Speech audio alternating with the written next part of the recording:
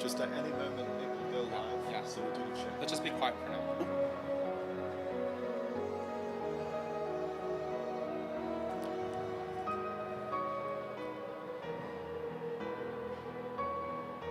Hello everyone, test, test. Can you hear me okay?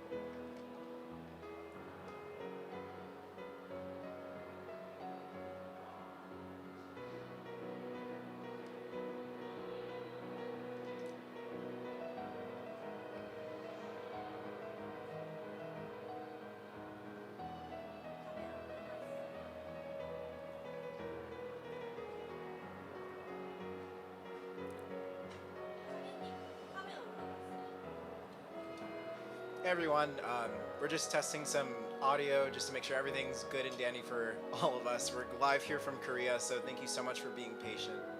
Yeah, so we hope you all enjoy your time here, and we shall see you all very soon. Oh, but I think we still need to do a couple of tweaks before, Right. and we still have a bit of time. Right. Let's see if how audio is doing. Do you hear us all well? I think, are. yeah, I think chat might be say hello, chat. How are you all doing? Can you Um, hear us okay? Hope everyone's Seems doing we're good. a bit like low. everyone's Let's excited. try to increase our volume. This is where we're kind of ironing out the kinks. So if you can hear us now, how's Cool. the volume now? How's the volume? I see a lot of pogs in chat. Louder, I think. Remember, chat, you can also turn us up. That's You crazy. know. But, I think, is it possible to raise Yeah. the volume even Okay, it looks further? like some people think we're good. Yeah. Okay. Just a wee Let's bit. bring down the stage a bit more. Yeah, okay. So we'll turn down the stage as well. How's it now? Good? Stage Okay. still, is How's the it background good? still too loud? How are we You doing, good? chat? You good? Okay. Okay. How's the stage volume? Okay. I think we are. Seems good. Audio is good. People like it. Awesome. People like it? All right, then. We'll see you soon. After the countdown ends. Thank you very much, chat. We hope you enjoy. You have a good time. We'll see you soon. Goodbye. Bye. Bye bye.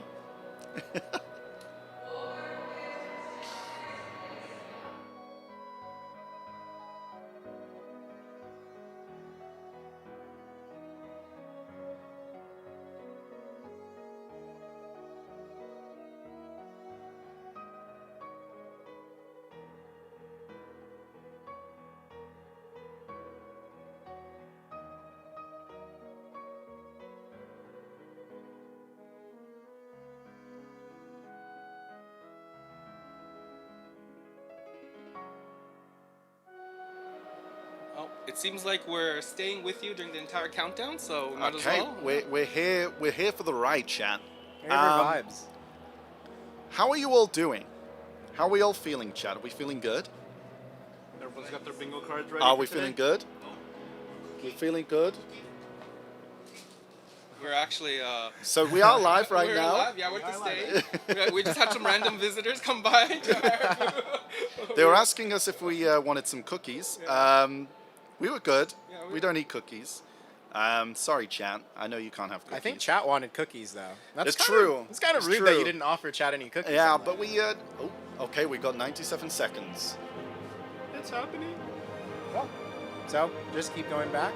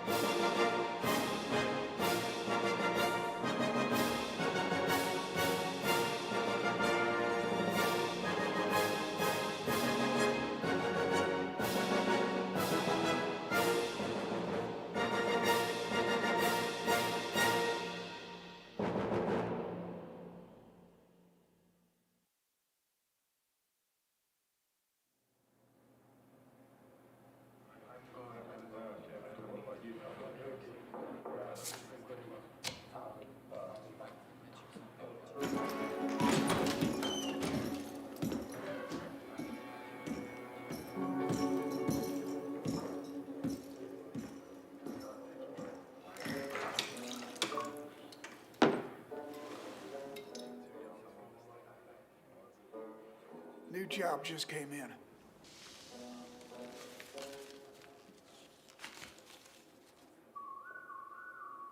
Oh, yeah. He said to give you this.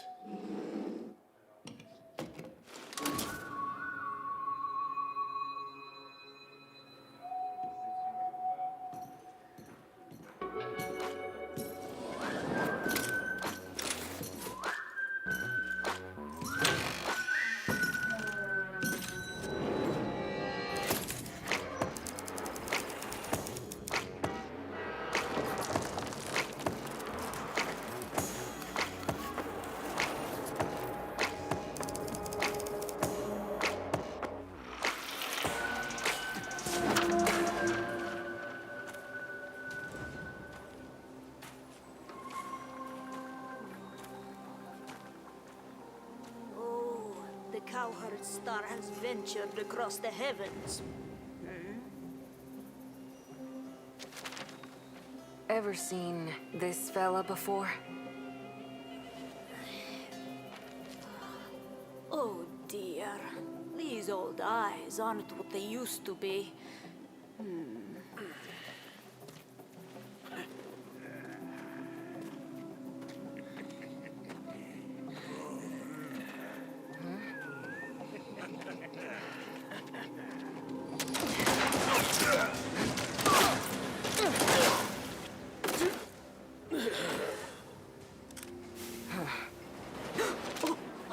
Sorry about all that.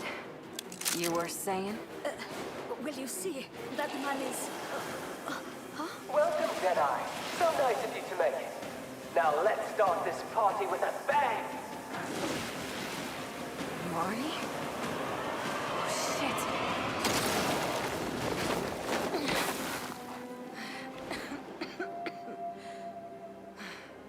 What on earth is that lunatic Marnie up to? Over there! Get her! So, you won't make it easy for me. They're offering a fortune for her head! Hey, over there! She dropped into the alley! You've brought my masterpiece. Show them what it can do, Liv. She's here!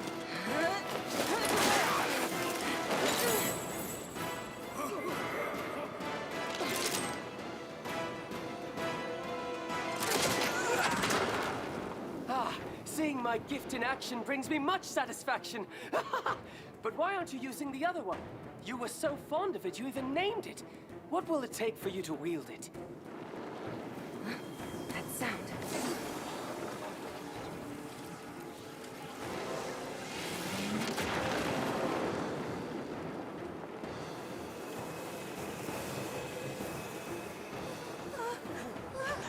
What is that thing?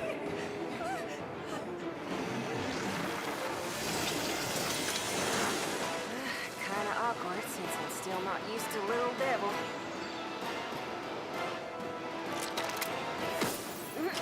But it can't be helped.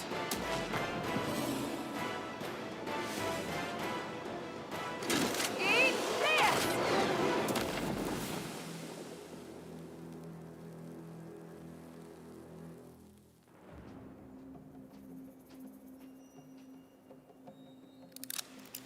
Impressive. So you found me. How did you know I'd be here? Just had to think like a raven lunatic is all. Now talk. My brother, where is he? And where am I? Looks like something out of Arabian Nights.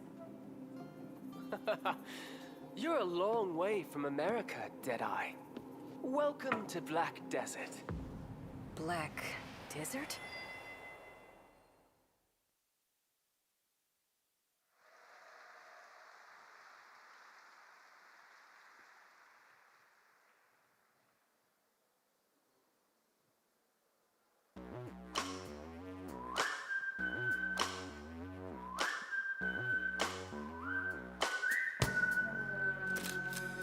Blessing, I'm a savage. 누구도 건드릴 수 없는 모래 위의 세계. 침략되고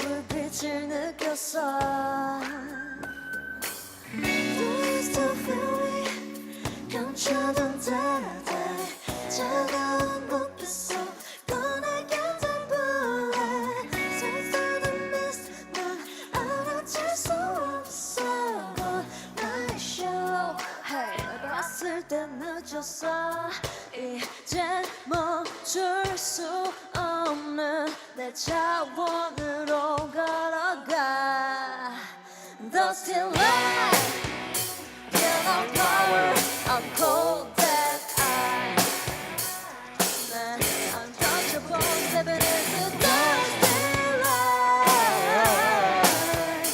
No one 어느 누구도 눈을 들여 따보지 못해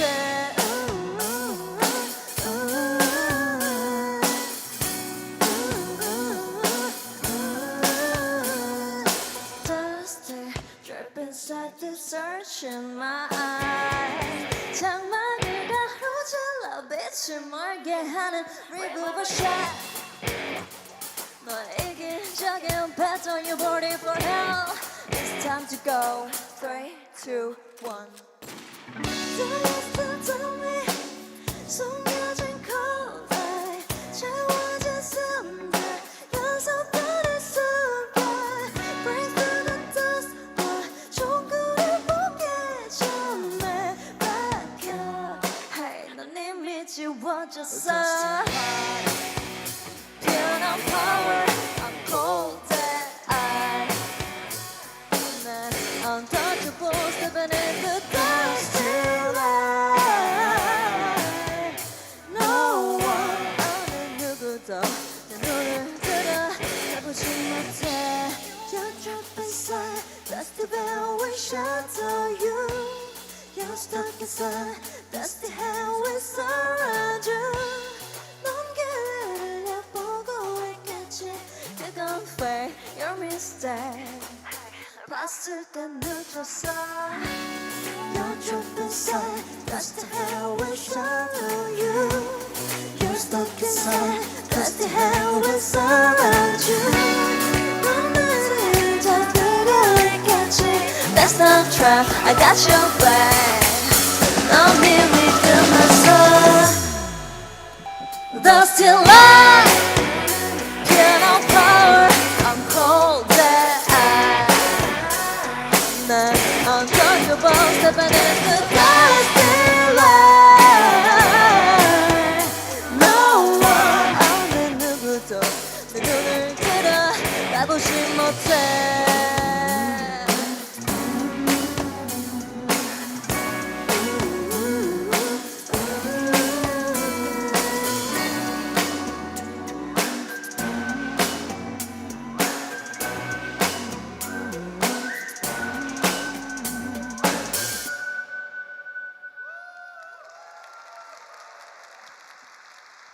감사합니다.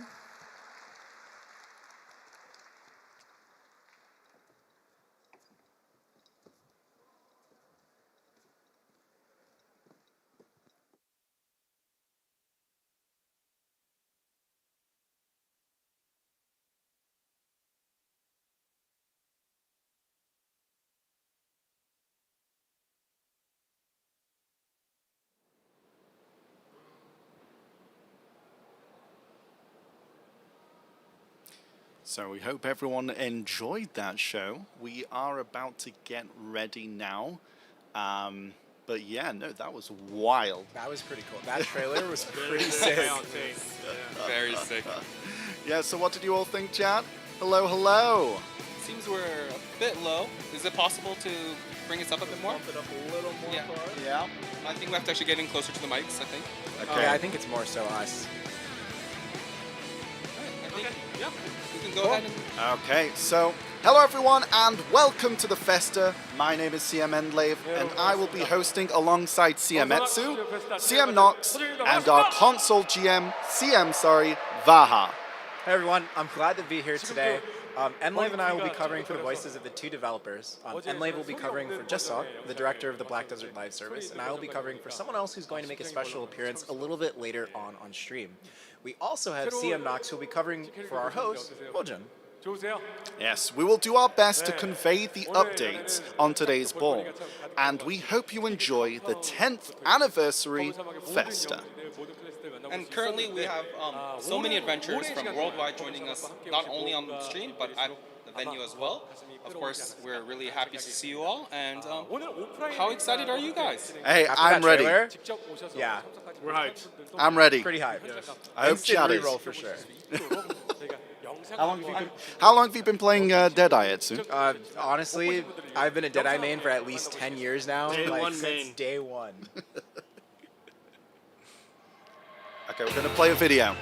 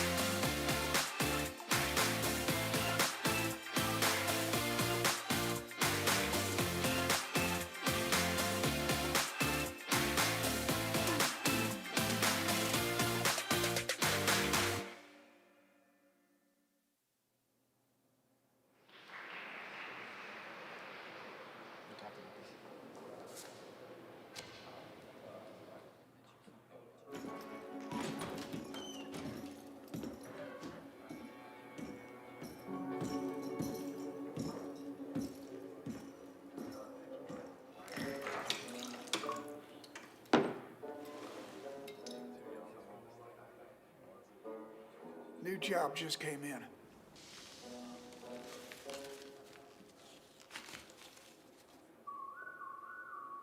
Oh, yeah. He said to give you this.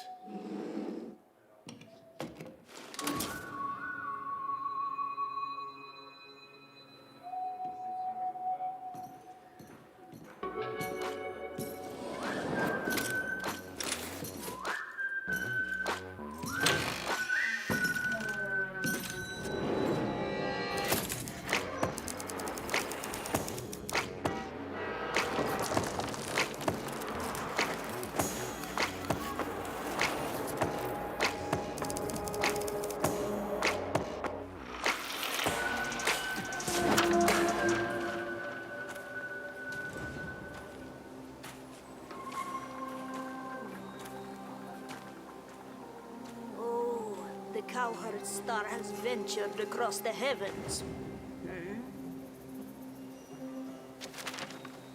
Ever seen this fella before?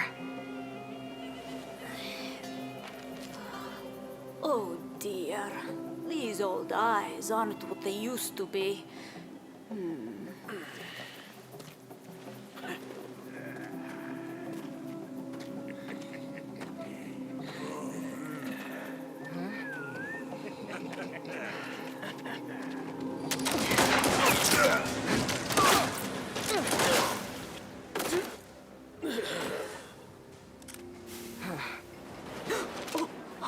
Sorry about all that. You were saying? Will you see? That man is... Welcome, Deadeye. So nice of you to make it. Now let's start this party with a bang! Marty? Oh, shit.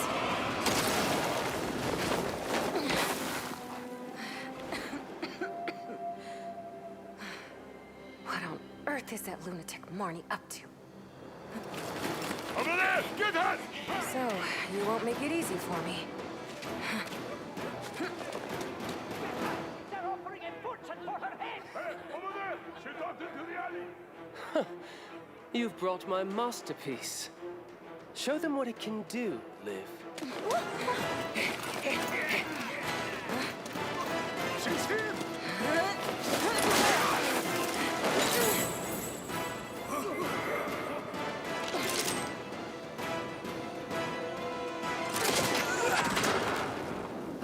Seeing my gift in action brings me much satisfaction. But why aren't you using the other one? You were so fond of it, you even named it. What will it take for you to wield it? That sound.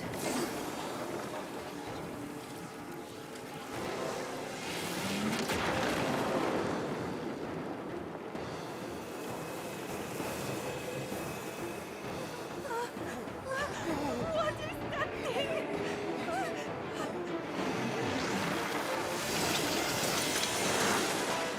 Kinda awkward since I'm still not used to Little Devil.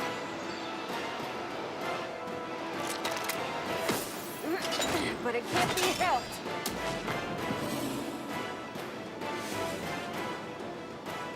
Eat this!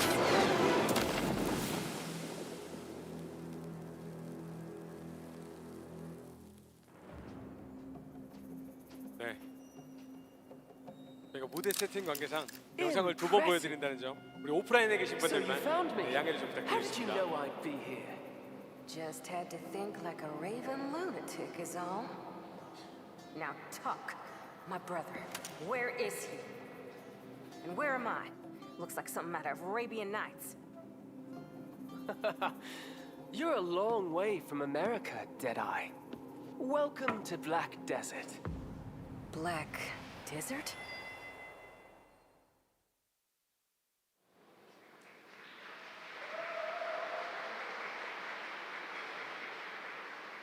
네, 자 그럼 이제 특별한 시간 함께 해주실 분을 무대 위로 모셔보도록 하겠습니다. 여러분, 재성님을 And we're 큰 welcoming 박수로 on 환영해 stage 주시기 바랍니다. our developer, Je-Seok Chang. 네. 데다이는 아메리카에서 왔고요. 재성님은 폴란드에서 나왔습니다. Greetings everyone, I am Je-Seok Chang, Director of Black Desert Live Service. 네, 작년 여름에 하이델에서 인사드리고 처음이죠. 굉장히 많이 떨고 계신 것 같습니다. The last time I greeted adventurers at an offline ball was last summer at the Heidel Ball. So, I'm delighted to meet you again after so long. I also want to thank all the adventurers who are here today and those watching from around the world. Yeah, it's truly amazing to see so many adventurers from worldwide joining us today. And we'd like to thank everyone who are attending in person. And we also like to thank all our adventurers for tuning in around the world. We started a bit different today by showing a video, which is a bit different from usual. And I think today's announcements will be a bit different as well. And here's Hojun kind of hyping up the crowd. 저희는 인사를 나누고 한번 자리에 앉아서 이야기를 나눠보도록 하겠습니다. 네, 재성님 이쪽에 재성입니다. 네, 앉으시면 되겠습니다. They're taking their seats now. 오늘은요 영상을 먼저 보여주시면서 평소와 조금 다른 방식으로 시작을 해봤는데 오늘 연애 발표 방식도 조금 다르게 And 준비를. Hojun is now mentioning my line earlier about how it's a bit different than usual. Yeah. Yes, Black Desert began its public service on December 17th, 2014, and today is the 14th. So, in 3 days, it will be exactly 10 years. 10 years could be short for some, long for others. But we want to reminisce over the time spent with adventurers in a meaningful way. And at the same time, share some new updates. I think we can all agree that we're all looking forward to hearing new updates and looking back. 이어가 보도록 하겠습니다. 아까부터 난리가 났습니다. 왜냐면 새로운 클래스가 등장을 했거든요. 근데 리볼버 샷건은 이미 이제 저희가 다들 알고 있었습니다. 근데 마지막에 And at the end, I think we saw what seemed like a rocket launcher, 론처 같은 게 등장을 which is a bit unexpected, I think.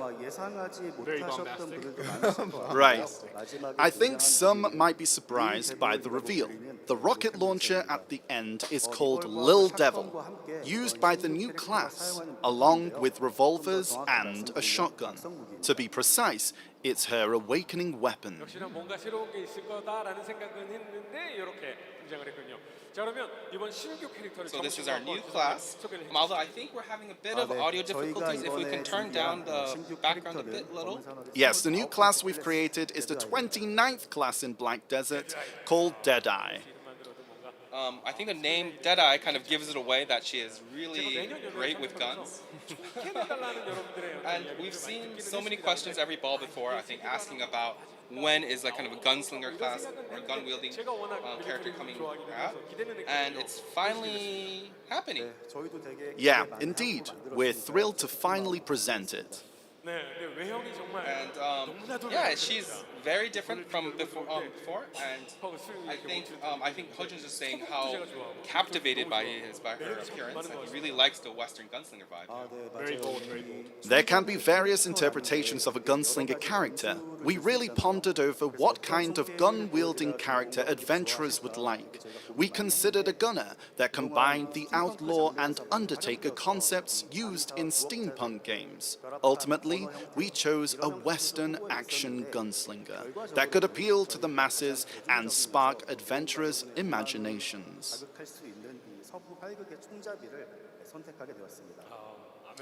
It's definitely an American style for sure, and I think all of us are curious about Deadeye, so let's dive into her details a bit more.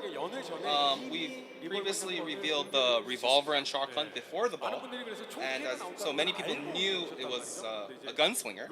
But now, of course, we've hidden the fact it was a rocket launcher. And one small detail. A little small detail. And let's dive into why. Right. There was many considerations when designing Deadeye, since we began with the concept of an old Western gunslinger. We had to think about how to integrate it into the Black Desert universe. No matter how cool a character is, it needs to blend into the universe for adventurers to enjoy the immersion. Yes, immersion is very important, and like this, I think the sneak peek was to kind of show this in advance, and then let's see what her story is then. Let me start with the setting. Deadeye is a character who crossed over from Earth to the Black Desert world. Originally, she lived in a place called New Victoria, a fictional place inspired by Texas in the United States. Here, Deadeye was the leader of the Canary Gang. She met with Marnie, specifically Earth's Marnie, and then crossed over to the Black Desert world.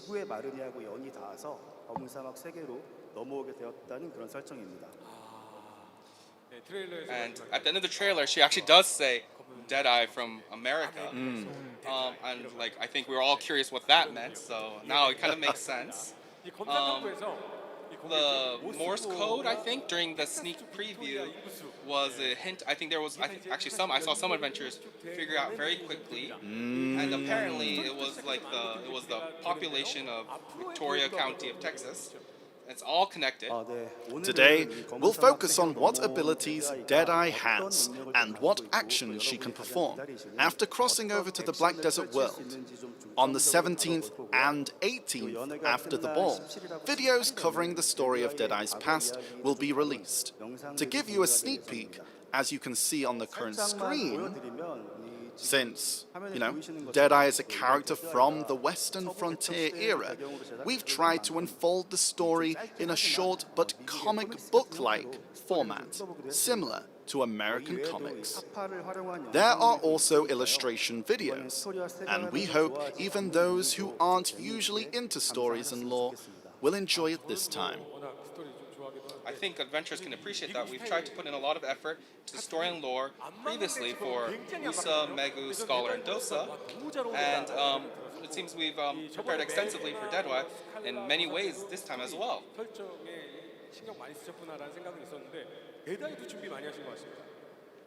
Yeah, well, Deadeye's lore is unique, and many adventurers have expressed that. They'd like more detailed character settings. So, this time, we've improved upon it, and prepared a variety of staged content releases. Now, let's kind of look into what kind of character Deadeye is. I think the best way is a combat video, right? Yes, we've prepared a video for this. Let's watch it together. Put it up.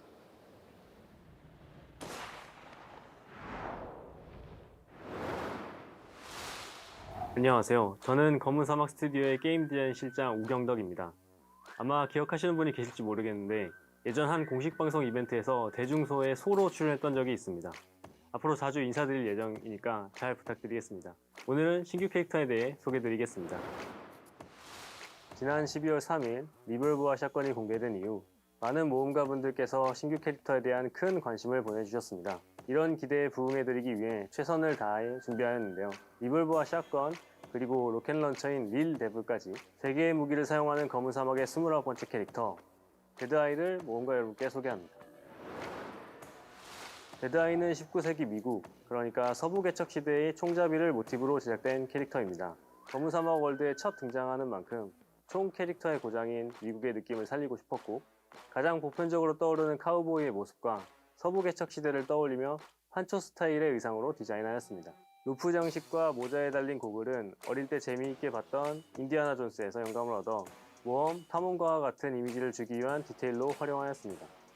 그리고 옛날 탐험가들은 별자리를 보고 나의 위치를 파악하는 것이 생존 기술이었다고 하는데요. 여기서 영감을 얻어 차원을 타고 이 세계에서 검은 사막으로 넘어온 데드아이에게 탐험가와 같은 요소를 주고자 의상, 무기, 이펙트를 별 모양으로 구성하였습니다. 또 저희 아트실 분들의 작은 디테일로 데드아이의 망토 뒷모습의 문양 일부는 검은 사막의 별자리 중 배자리를 따와서 포인트를 주었다고 하니까 자세히 한번 보시는 것도 데드아이를 즐기는 소소한 즐거움이 될 것 같습니다.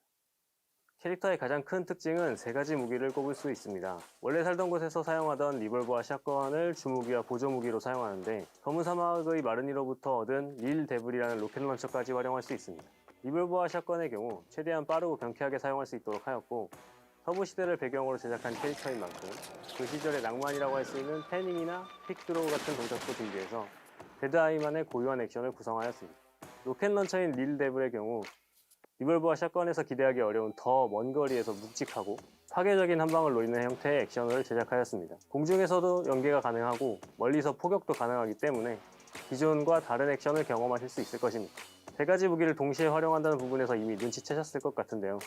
데드아이는 전승과 각성이 아닌 아처와 스칼라와 같은 개방 형태의 캐릭터입니다. 각 무기의 궁합이 좋기 때문에 이를 동시에 다루는 개방 형태가 훨씬 더 매력적이라 판단하였습니다. 데드아이는 오랜만에 선보이는 전통 원거리이기 때문에 그 장점과 매력을 높이기 위해 신경을 썼는데요. 가장 집중했던 부분은 상대가 계속 거리를 벌리는 일종의 카이팅 기술입니다. 뭔가 휘두르는 동작 없이 방아쇠만 당기면 공격이 가능한 총의 이점을 최대한 살려서 상대와 거리를 벌리는 액션을 하면서도 동시에 공격이 가능한 형태로 구성하였습니다. 대표적인 기술이 몇 개 있는데 먼저 기동 사격입니다. 왼쪽이나 오른쪽으로 빠르게 달리면서 리볼버를 연사하는 기술로 적과 거리를 벌리거나 혹은 위험을 빠르게 피하면서 동시에 공격까지 가능해 여러 상황에서 효율적으로 사용할 수 있습니다. 다음 기술은 특수 이동 기술인 개척자입니다. 루프를 타고 전방으로 이동하는데 동시에 샷건을 발사해 시야에 보이는 적들을 공격할 수 있습니다. 또 개척자는 전방뿐만 아니라 사용 중에 좌, 우로도 이동이 가능한 특징이 있고 공중에서 릴레브를 이용한 파괴적인 공격까지 가능한 장점이 있습니다. 후방 기동 포격은 꽤 긴 거리를 뒤로 빠진 다음 릴레블로 포격해 마무리하는 기술입니다. 적진 깊숙이 들어갔다 빠르게 빠져나오면서 사용하기 좋습니다. 올해 폭풍 속에 빛나는 총구, 피할 수 없는 데드아이의 매력을 담아 제작한 테마음악 더스티라이트가 모험가 여러분을 찾아갑니다. 더스티라이트는 다소 파격적으로 등장하는 데드아이를 위해 펄어비스 뮤직팀이 제작한 올해 마지막 음악으로 울트라쿨, 요즘 말로 쇠맛 나는 트랙으로 구성하였습니다. 미국 서부 개척 시대의 정서와 모던한 북미의 음악 감성을 담아 데드아이만의 멋진 매력을 모험가 분들께 음악으로 선사드리고자 하였습니다. 사운드 작업에서도 빈티지한 느낌과 현실감을 최대한 살리기 위해 많은 노력을 기울였습니다. 리볼버의 경우 실린더의 회전, 탄피가 떨어지는 소리, 공이 치는 소리 같은 세밀한 디테일을 담아 실제 총기를 조작하는 듯한 느낌을 구현했고요. 발사 후에는 화약의 서스테인과 공간의 울림을 더해 강렬하면서도 몰입감 넘치는 사운드를 완성했습니다. 빠른 연사 속도가 자칫 라이플과 비슷하게 들릴 수 있다는 점을 보완하기 위해 현대적인 메탈 톤을 걷어내고 빈티지한 연사 사운드로 차별화를 꾀했습니다. 샷건 사운드는 발사 소리의 임팩트와 지형 지물에 반사된 울림을 통해 생동감을 극대화했습니다. 특히 흑정령 100% 기술인 흑정령 속사에서는 휘파람 소리를 활용해 서부 개척 시대의 낭만적인 감성을 더했습니다. 단순히 휘파람만 사용하는 대신 로우파이 연출과 틱틱거리는 노이즈를 추가해 과거로 돌아간 듯한 특별한 사운드를 완성했습니다. 마지막으로 로켓런처 사운드에서는 빈티지함과 강렬한 폭발음을 동시에 담아 강력한 임팩트를 구현했습니다. 리볼버의 섬세함, 샷건의 낭만, 로켓런처의 폭발적인 임팩트까지 이번 작업을 통해 모험가 분들께 최고의 몰입감을 선사하고 싶습니다. 저희가 준비한 디테일들이 모험가 분들께 새로운 재미를 선사할 수 있길 기대합니다. 데드아이의 경우 3가지 무기를 사용한다고 말씀드렸는데요. 여기에 마르니탄이라는 검은 사막 고유의 탄화를 더해 캐릭터성을 강화하였습니다. 데드아이는 실탄과 함께 검은 사막 세계에 어울리는 마르니탄, 이 2가지 탄화를 자유롭게 사용할 수 있습니다. 우선 실탄의 경우 현실과 비슷하게 단일 대상으로 높은 피해량을 줄 수 있습니다. 리볼버의 경우 탄알이 적을 관통하지 않는 대신 조준된 대상에 큰 피해를 줄 수 있고요. 샷건의 경우에는 상대와 거리가 가까울수록 더 큰 피해를 줄 수 있습니다. 실탄을 사용한 릴 데블의 경우에는 로켓의 속도가 빠르기 때문에 위치 피해를 주기 좋습니다. 마르니탄은 이와 반대입니다. 실탄에 비해 피해량은 낮은 대신 관통이 가능하고 폭발 공격으로 더 범위가 넓어지는 것이 특징입니다. 리볼버의 마르니탄을 사용하면 관통이 가능하고 조준된 대상이 아닌 데드아이가 탄화를 발사한 방향을 기준으로 피해가 적용됩니다. 샷건의 경우 거리에 관계없이 모든 상황에서 균등한 피해를 줄 수 있고요. 릴 데블의 경우 로켓의 속도는 느리지만 광범위한 폭발과 함께 지속적인 피해를 줄 수 있는 것이 특징입니다. 아마 많은 모험가분들께서 실탄은 PVP고 마르니탄은 PVE에서 쓰이겠네 라고 생각하실 것 같은데요. 어느 정도 의도한 부분이긴 합니다. 하지만 무조건 이래야 한다는 건 아니고요. 저희 검은 사막에는 다양한 사냥터가 있고 또 여러 상황에 놓이기 때문에 그때그때 어울리는 것으로 사용하시는 걸 추천드립니다. 그럼 이 3가지 무기를 활용한 데드아이의 전투 영상을 함께 보시겠습니다. 감사합니다.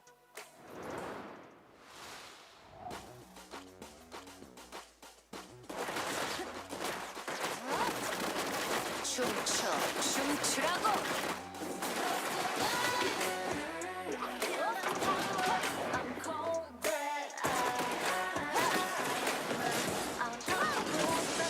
오늘이 네 제삿날이야.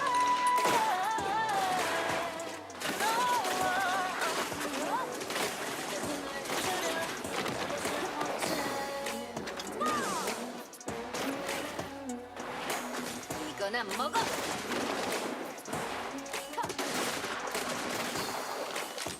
너 딱 걸렸어.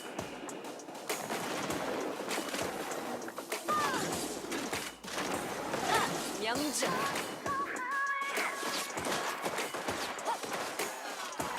자, 선물이다.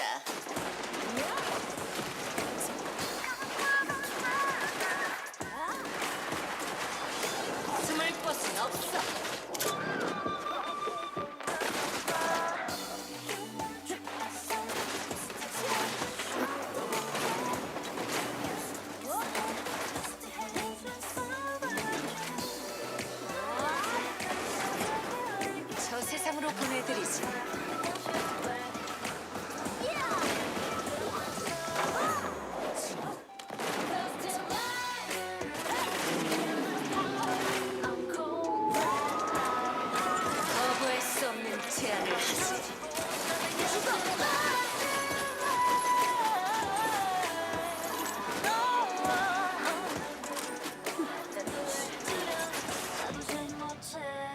내 길은 내가 개척한다.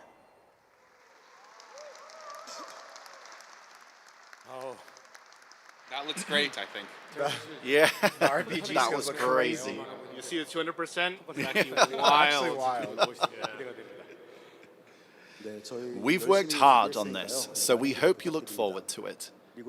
It was shown in the video, but our motion team, when they heard that she uses 3 types of weapons, meticulously expressed the speed, recoil, and weight, different for each of the weapons. So, we expect her to play with a different feel from existing characters, and we've made the controls as easy as possible to reduce fatigue. But since the weapons are different from the existing ones, please note, it might take a little time to get used to them. Now then, what about the release date? What's the release? Yes, I believe many adventurers have already figured it out. As you can see on the screen, the clock in the Morse code video points to 12:24, which was the clue, as many have deduced. Deadeye will be released simultaneously in all regions on December 24th. Just 2 weeks away. 2 weeks away. 2 long Yeah. weeks. Agonizingly. Although the release date is the 24th, on December 20, we've prepared for you to play in advance on the Black Desert Global Lab, so we hope you look forward to it, adventurers. You've just seen the new class Deadeye, and since it's a 10th anniversary ball, I thought it'd be a bit more serious and grand, but it's so lively, and we started off with like 3, 2, 1, bang. It is a bit refreshing to see a vibrant new class that's different from the Black Desert world has moved to from our world. So let's just go on to these announcements. Yeah, but before that, there's one more character I'd like to introduce. This one's a bit of a special character, as it's a new real-life character, and we're introducing to you this person for the first time. Real life class? Wait, is this a new character we saw during yesterday's rehearsal? Well, let's see. Then let's welcome the new class, Wansu head of Black Desert Game Design. Please give a round of applause and chant. Woo-hoo!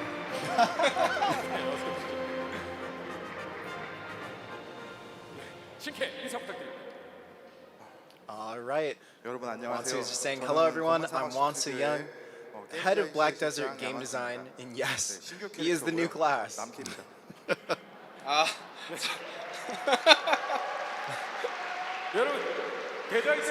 after Deadeye, our new class is Wansu. Let's welcome onto the stage. How do you feel standing in front of adventurers for the first time?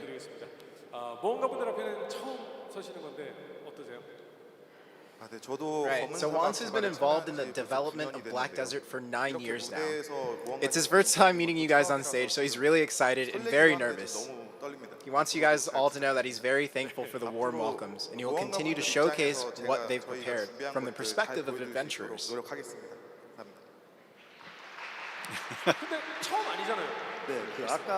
Yeah, earlier in the Deadeye commentary video, Kyung-Duk mentioned that he appeared in a live stream in Korea. Wansu here also was one of the 3 on the live stream. And he's saying, yes, I was there as well. You can see how there's the 2 of them, that's how they appeared in the past. The sneak peek. So who's the 3rd person, I guess?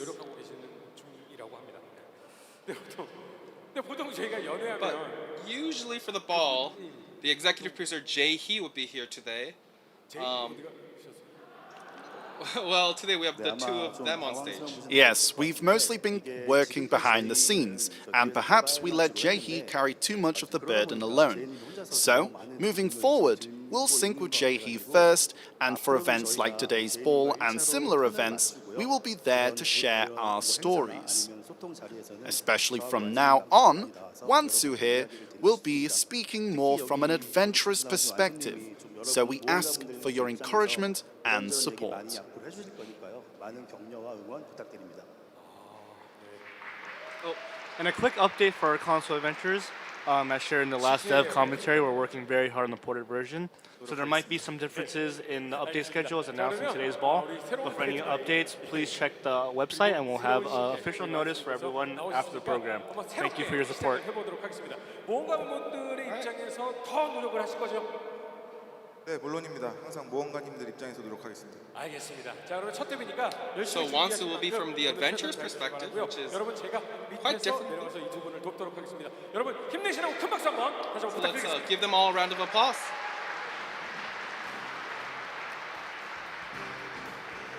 자, 그러면 이 두 분이 열심히 준비한 업데이트 내용을 지금부터 여러분들께 발표를 Alright, I think it's time to meet the winter update news you've been waiting for. Since today marks Black Desert's 10th anniversary, I hear there's something special in store. So Balenos is where the Black Desert adventure begins, and we've heard that many adventures have gathered there. So let's take a look in game.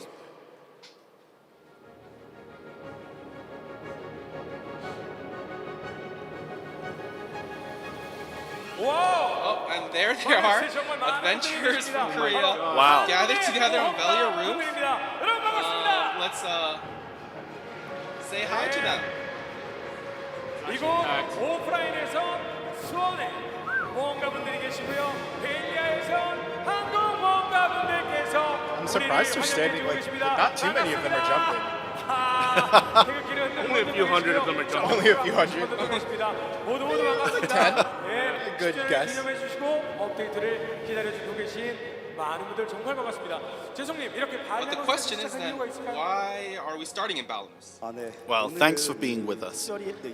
Today we're celebrating a decade of adventures with you, reminiscing as we tour each territory from Balenos to Ulukita, and sharing some exciting updates along the way. Balenos has long been the starting point for many adventurers. Sure, there was Olvia and Ilia Island in the past, but Velia in Balenos has always been our starting town. That's why we thought it fitting to begin here. Black Desert began its public service on December 17th. Oh, we're getting ahead. It's fine, it's fine. Spoilers. Spoilers. Spoilers. Spoilers, chat, sorry. There was additional dialogue. Enlave, do not click R, please. There was additional dialogue. So as I mentioned earlier, Black Desert began its public service on December 17th, 2014. Thanks to those adventurers who joined us at the start, and we're celebrating our 10th anniversary today. Rookie adventurers have always been and still are crucial to Black Desert. As many have pointed out, an MMORPG is more fun with a bustling community. In this Balenos Memories episode, let's talk about how we're supporting new adventurers and where we're headed next. After that, we'll move on to life content. Let's start with our first topic, the Season Server, the foundation for new adventurers. The Season Server has been going strong since it started back in March 2020. It's now a crucial part of Black Desert, especially for rookie adventurers. We aim to keep boosting its benefits. While graduating from the Season Server is key, we believe that what happens after graduation is even more crucial. Thanks to the ongoing adjustments, crafting the Pen to Vala set is now pretty reasonably challenging. Still, one of the hurdles for new adventurers is getting high enough stacks. To help with this, we'll be offering stacks ranging from 50 to 100, more generously during the growth phase. Also, the Season Server will grant a constant combat EXP of plus 1000% buff to speed up your character's progression. After graduation, you'll also get materials for Ornette, Odor's Spirit Essence, and guaranteed enhancement materials for Pen Boss Gear. Data shows that many adventurers focus on infinite potion crafting or pen defense gear after graduating, so providing materials for them could set clearer goals. New adventurers can revisit Fuga NPC after graduating to pick up a new quest. This quest will reward you with 100 Atanis elements and 40 Aquila pieces of the Old Moon. You'll also get special Mani stones from 6 popular infinite potion crafting monster zones. Fill these up and you'll earn a total of 3,000 Kafra stones, 500 from each. Kafra stones are crucial for upgrading to top tier gear, so this should be a big help. In August and October, we introduced the Sovereign Weapons and the Karazad accessories, which raised concerns amongst adventurers about the challenges new players might face. To ease these concerns, we're adding some support measures. Now, upon graduating a seasoned character, you'll receive 1 Essence of Ascent weapon and 1 Essence of Ascent accessory. For weapons, using Essence of Ascent weapon on a converted Pen to Vala weapon allows you to upgrade it to a Hex to Vala weapon. This Hex to Vala weapon can be enhanced to Deck to Vala weapon, using Blackstones following the standard equipment rules. The Deck to Vala gear you create can then be converted into an untradeable Pen Black Star weapon. The cost to upgrade from Hex to Deck becomes crucial. And since these items are untradeable, we've estimated the expected cost to be around 20 to 30 billion silver.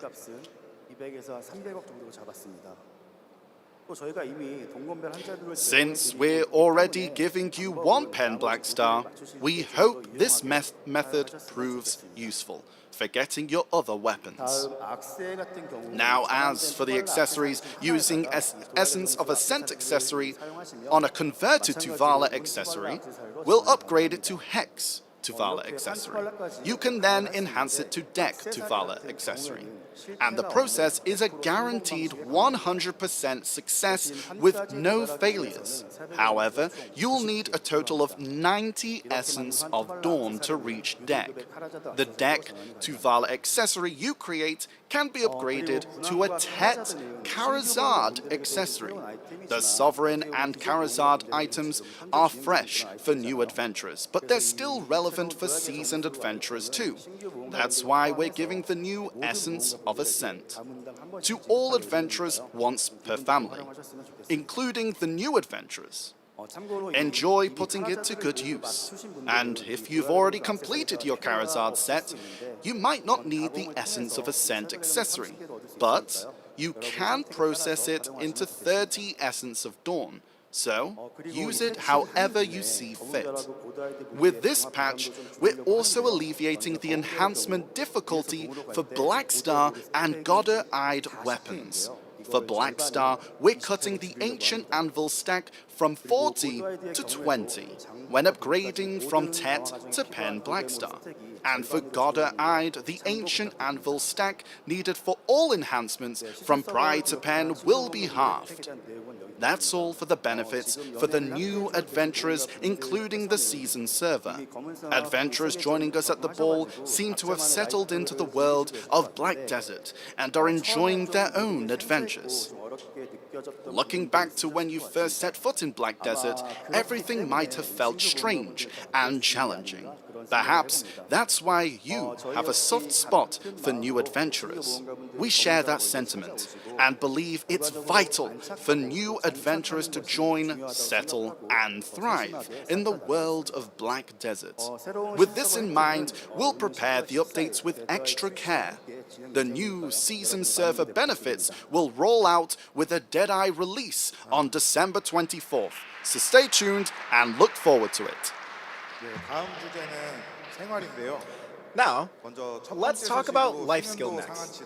First, we're raising the mastery cap to 3,000. On November 13th, we updated some life content like fishing, and it was well received by many. To keep the momentum going, we're planning to enhance life content further, starting with this mastery cap adjustment. 생활 콘텐츠를 강화해 나갈 예정인데요. Now what you see on screen now are the benefits. You can get in each life skill at 3000 mastery. You'll notice everything's been boosted a bit, but we didn't make the increases too drastic. Reaching the current 2000 mastery isn't easy, and if the benefits at 3000 are too great, it might feel mandatory. So, we'll be gradually increasing the benefits for 3000 mastery rather than all at once.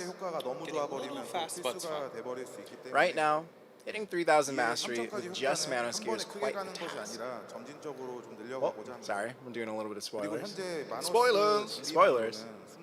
Okay, we're just looking at some numbers Alright. Now, right now, hitting 3000 mastery with just Manos gear is quite the task. Manos accessories, in particular, have low enhancement success rates in Break If You Fell, which makes it a scary challenge. Even going for Tet requires a brave heart. That's why we're introducing new life gear, starting with Preonne accessories.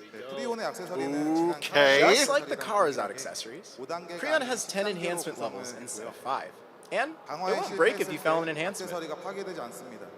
The twist is, unlike Karazad, Preonne uses a fixed enhancement success rate without stacks, just like Manos, and you'll use existing Black Gem items for enhancements instead of Essence of Dawn. While Karazad was meant to replace Deboreka, think of Preonne as a step up for Manos, not a replacement. Plus, you can list it on the central market. Alright, as shown on the screen, Preonne accessory. Getting a little ahead of yourself. He hasn't shown on screen. Sorry everyone, we don't want to spoil anything here. As shown on screen, Preonne accessories can give you up to 250 mastery at its final levels Nav and Deck for necklaces. It's a step up from Manos accessories. But we've kept the enhancement difficulty in Ancient Anvil stack manageable. Going from Tet to Pen, Manos used to mean dealing with a 5% success rate and potential breakage. For Preonne, the success rate is a steady 8.5% from Sep to Ak with 18 Ancient Anvil stacks. Plus, if you already own Tri or higher for Manos accessories, you can swap them for enhanced Preonne accessories. Please note that Preonne accessories can only be obtained by exchanging Manos accessories. Right now, there aren't any Manos tools for fishing, hunting, cooking, or alchemy. But with the 3000 Mastery update, we're introducing new tools for these life skills. They are the Manos Fishing Chair, Manos Hunting Bag, Manos Ladle, and Manos Flask. While adding new gear might seem daunting, it also offers a fresh goal to strive for, which is exciting. So, let us tell you about the life content that will give you something new. To aim for.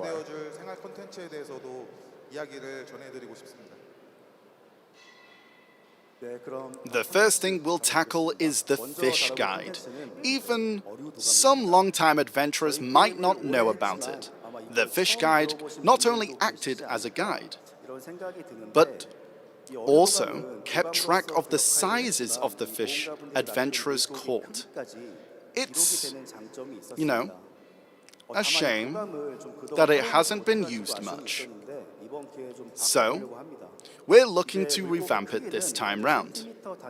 Fish sizes are currently measured in centimeters, which makes it hard to see who caught the biggest one, but now it will show up to 2 decimal places. We're also adding new content using this feature, called the Weekly Fishing Tournament. In this tournament, 5 types of fish are randomly chosen each week, and during the tournament, adventurers who catch the biggest of these fish will have their rankings recorded, with fitting rewards given out at the end. It's designed to be simple, so I hope it offers a new goal and fun for fishing enthusiasts. Plus, we'll keep adding new fish species, including prize catch, so you can discover your own strategies and tips. This is turning into a unique fishing experience alongside the tournament. The next content to introduce is again fishing, but this time a bit different. It's the Sailor Auto Fishing. Take a look at the UI. Does it give you an idea? 어떤 형태인지 좀 감이 오시나요? What you're seeing is the Manage Sailors UI for the upcoming Carrick update, and there's quite a bit to cover. Let's start with the Fisher section. 이제 저 슬롯에 선언을 지정해 두시면 Assign a sailor to that slot, and you'll be able to auto-catch fish while sailing. Ever wanted to fish while you're out sailing? This automatic sailor fishing feature should satisfy that itch. Just so you know, the fish you catch will go straight to your inventory, not the ship's inventory. And you'll need to equip a special fishing rod in the ship equipment window to enable auto-fishing. Now let's check out the Manage Sailors UI. This time it's about the Great Oceans and sailing. As I mentioned before, the Carrick and Panok Sun will have a new Manage Sailors UI. This window lets you manage your sailors with ease and boost multiple effects at once. The first mate slot is definitely the highlight to watch out for. As the name implies, adventurers can now hire a first mate to join their crew. The first mate comes with the Ocean Compass ability for navigating the Great Ocean, and depending on who you hire, they might save you parlay points for bartering, handle ship repairs, or keep breezy sail going longer with their unique skills. Besides the first mate, you can assign different roles to your sailors, like you see on the screen. You can place them in slots for sails, deck, helm, cooking, and cannons. And they will serve as boatswain, cook, fisher, helmsman, and cannoneer. For instance, placing a sailor on the sails doubles their speed and acceleration stats.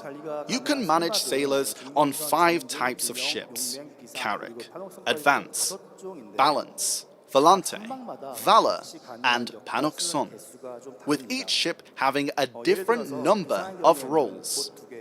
For instance, Volante has 2 sail slots and 1 cannon slot, whereas Valor has 1 sail slot and 2 cannon slots.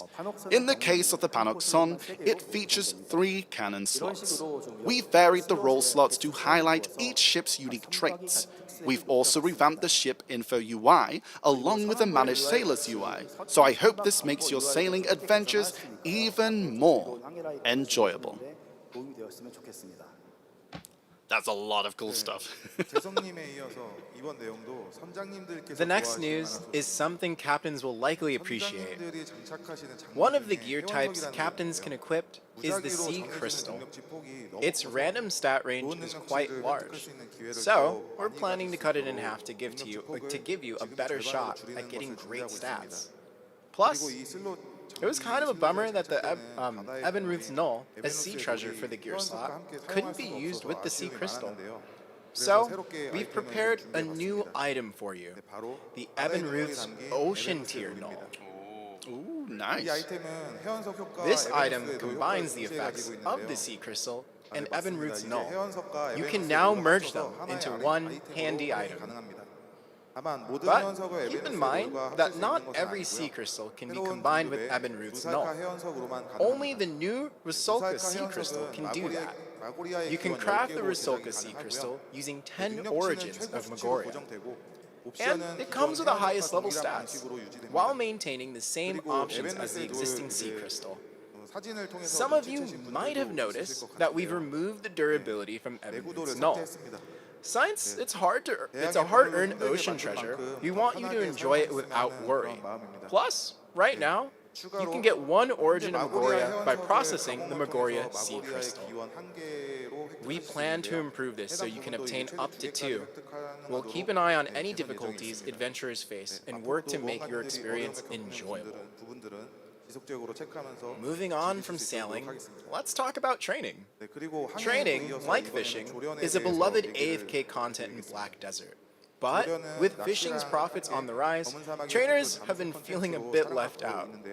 To remedy this, we've got some upgrades lined up for training. Nice. First off, we're tweaking the EXP gain so your horses can grow faster, about 25% quicker than before.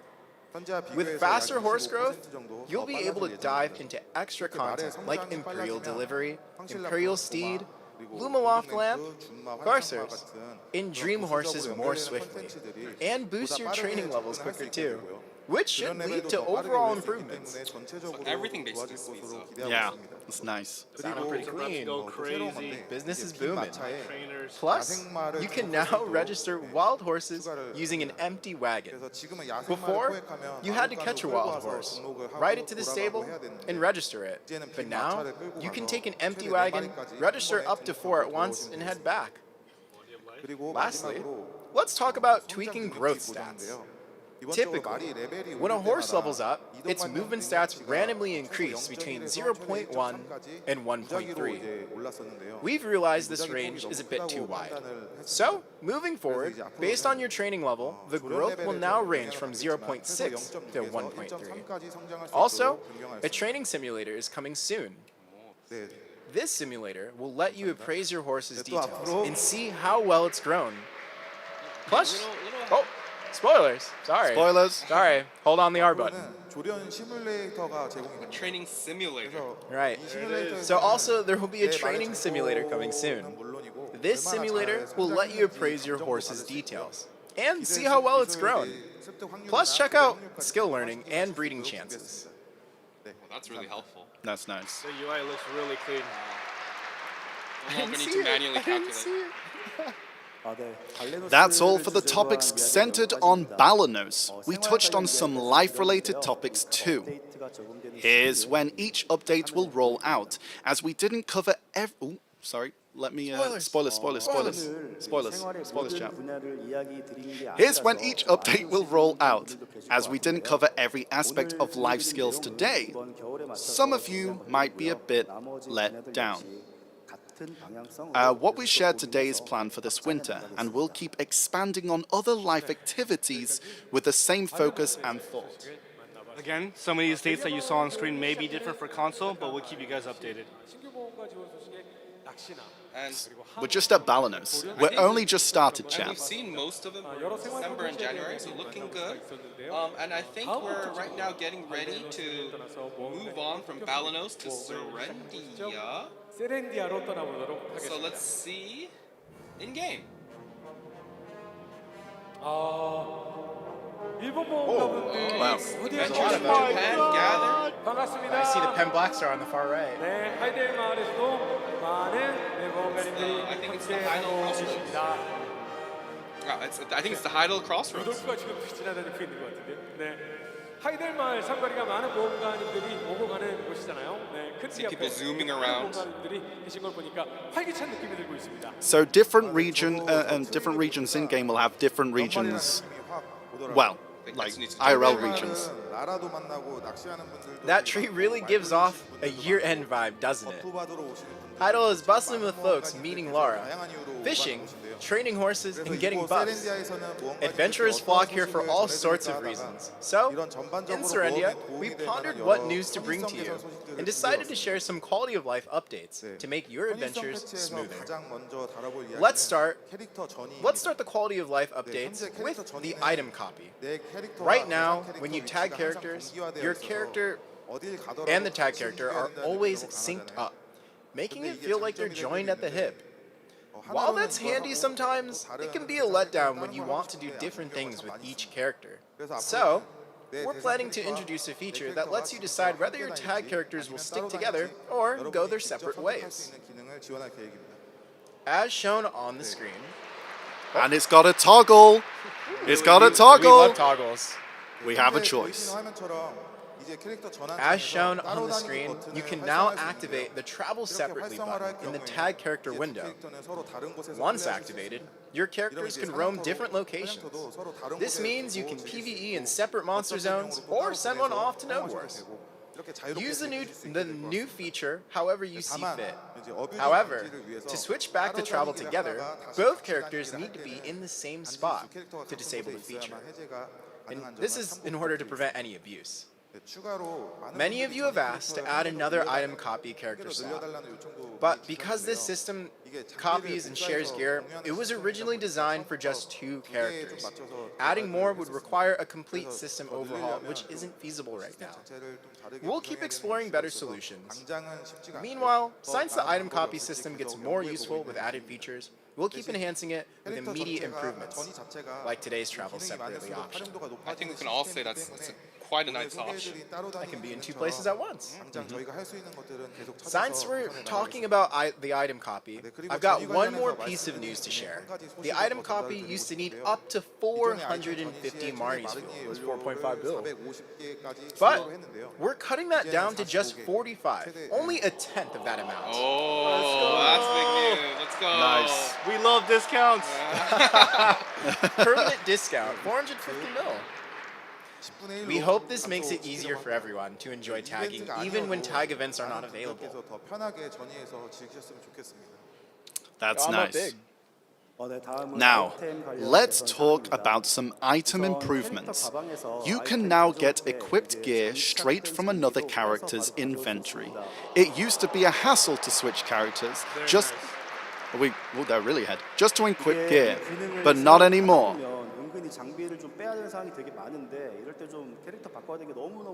know how many times I've forgotten something on a character and had the log? We'll say goodbye to that annoyance. This isn't about items, but since we're on the topic of tagging, we've got another update for you. You can now change the character's position in the escape character selection window. With so many of you juggling multiple alts, I hope this makes things easier. Plus, when you download your game settings, your character's positions will be saved too, so you can keep things organized, even if your setup changes. However, please note that this character position change feature only works in the escape character selection window and not on the login screen. Let's go. Okay. So, now back to items. Until now, residence containers and maids couldn't use the auto move to current storage and auto move to all storage features added last February. We're planning to make both features available, and on top of that, we're adding an auto move feature to the guild storage too. Oh, very, very convenient. Here we go. Next, when you look at items like Supreme Old Moon Scroll, most of them have an expiration date, right? We plan to remove those dates entirely. Oh, let's go. That's actually big. I think that's a Poggy Woggy. That is a Poggy Woggy. I can't count how many times. Many of you have been leaving items in a Black Spirit safe or challenge because of these expiration dates. Now, when you receive items, you can immediately claim, organize, and use them since we're talking about items, here's another update. The Fairy skill Continuous Care is used to auto-consume elixirs and perfumes. In higher monster zones, when your buffs run out and Continuous Care kicks in, there's a 5-second delay, which often puts you in greater danger. To prevent this as much as possible, we're cutting that delay down to 1 second. Plus, you'll soon be able to check your AP and DP bonus stats right in game. Until now, it was difficult to track how much more growth you needed for bonuses since the info wasn't available in game. We're updating it so you can easily see it in my stats anytime. Nice. W. The next news is about guild missions. We're removing the old random system and letting you pick the missions you want from the entire list. W. With this patch, you won't have to hunt. Oh, actual spoilers. Actual W. W. With this patch, you won't have to hunt down specific guild missions anymore. However, to prevent you from doing only the most efficient one, each mission will be restructured, including rewards, to make them more interesting and appealing. Also, you will now be able to see who accepted the guild mission in the logs. Careful. The audits are here. Caught. Let's talk about workers in the world map now. The delivery skill for workers is now a default skill. Currently, they have to reach level 40 to use it, which was a bit of a letdown. But since workers always get better as they grow, even without delivery, we've made it a default skill, so you can use it right from the start. Also, now you can hire workers from other towns without traveling there. That's huge. Huge. No more sending 50 characters to one place. Agreed. You can now send other... Oh, did we just get there? All right. And now they can be registered on the worker exchange.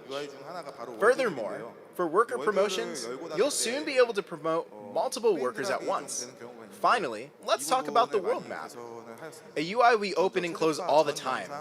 We've had issues with frame drops when opening and closing it, but that's been greatly improved. You can see by the pre-optimization video, you'll notice the screen used to stutter when the world map opened, especially in crowded areas like Node Wars. As you can see here, compared to before, it is much smoother and much faster. Since it's something we use often, we'll make sure to prepare well so you can really feel the difference. Oh, it's super smooth. Yeah, it's super It's smooth. actually, I get to look up now. Yeah, it's like seamless. Nice. So that's all we've got for quality of life updates for today. We've covered both big and small changes, and while we've shared a lot, there are still things you wanted that we couldn't talk about today, and it seems like there's always room for more improvements. We'll keep working tirelessly on this, and besides what we've talked about today, we'll keep rolling out updates through the Black Desert Global Lab as they come up. Yeah, we've caught up with some quality of life updates from Serendia, including improvements to the item copy feature, and we've been to Balenos and Serendia, so where's next? Oh, Calpheon. Feels like Calpheon's the capital of Black Desert, huh? Oh. Center of the world. Oh, people are nicely ordered and seated. Everyone's on chairs. Yeah, so now we have adventures from the Hong Kong, Macau, and Taiwan server. They're all gathered together.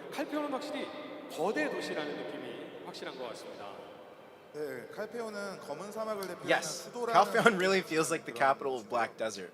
That's why it seems like the perfect place to embody the idea of a lord. Here in Calpheon, we would like to talk about PvP in Black Desert. Je-Seok will fill you in with more details. It's time.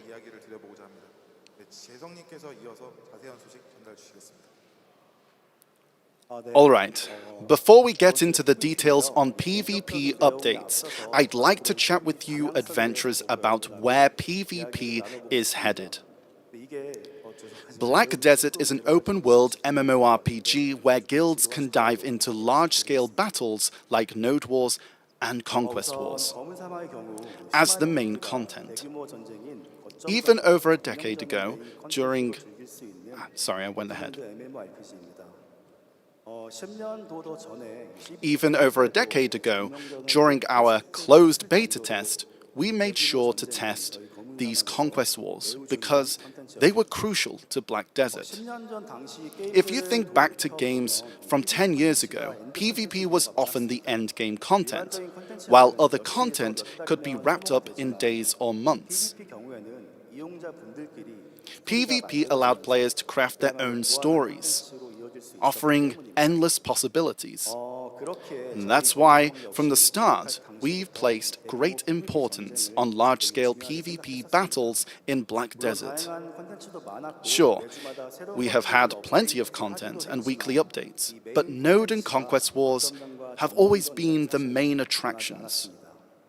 Looking back at the early days, whether it was a monster zone or a boss waiting area, adventurers gathered and all sorts of interactions happened.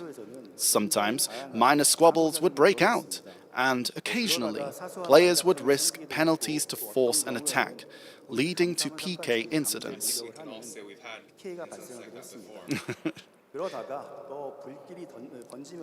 Classic old days. And as tensions rose, wars between guilds would be declared.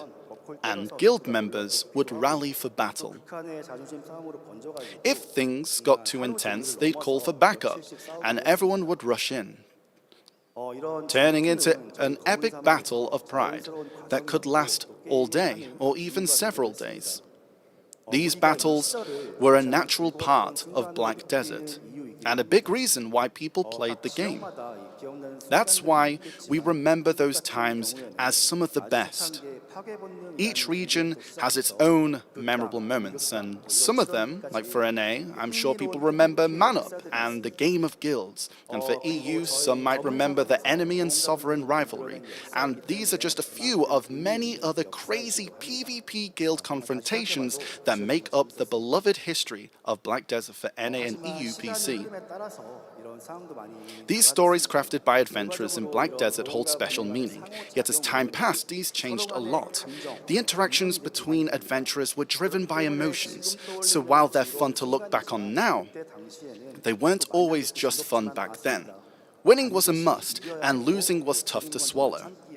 Once the guild that triumphed in the emotional whirlwind, the strongest guild, emerged, everything shifted dramatically. In the early days, we grew together, and in the event, and even in defeat, there was a spirit of encouragement. Let's practice more. We can get stronger if we try harder. But as time went on and a powerful guild rose, those feelings faded.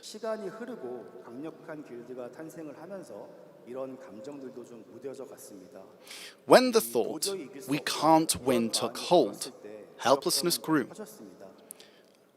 and defeated guilds faded into history, and the era of strong guilds began. I don't need to say it, but I'm sure adventurers remember the names of those guilds mighty.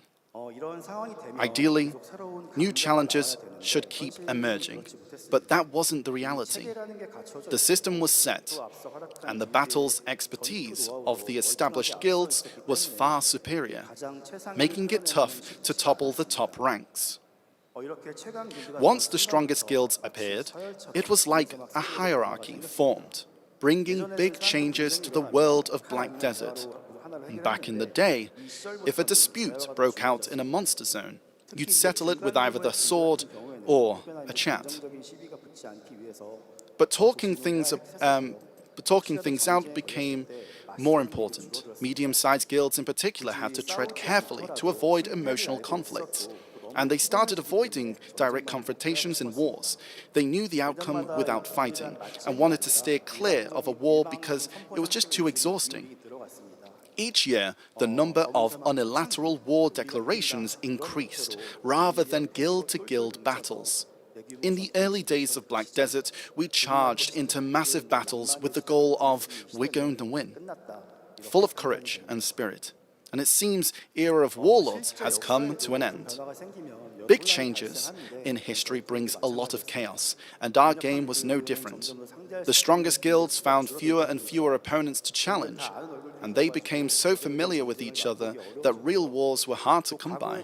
Veterans who longed for the thrill of field battles didn't want to fight losing battles, so small groups started picking fights with other guilds.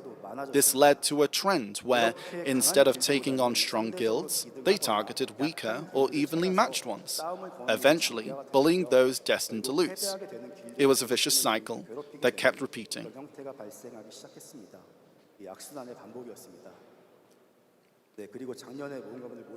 Last year, as you all know, we made a big decision. PvP can't be the same for everyone, and with adventurers growing, issues are inevitable. This is true for any game. We're not saying we're blameless. If we'd acted quicker, maybe different choices back then, or developed certain content, there's always some regret.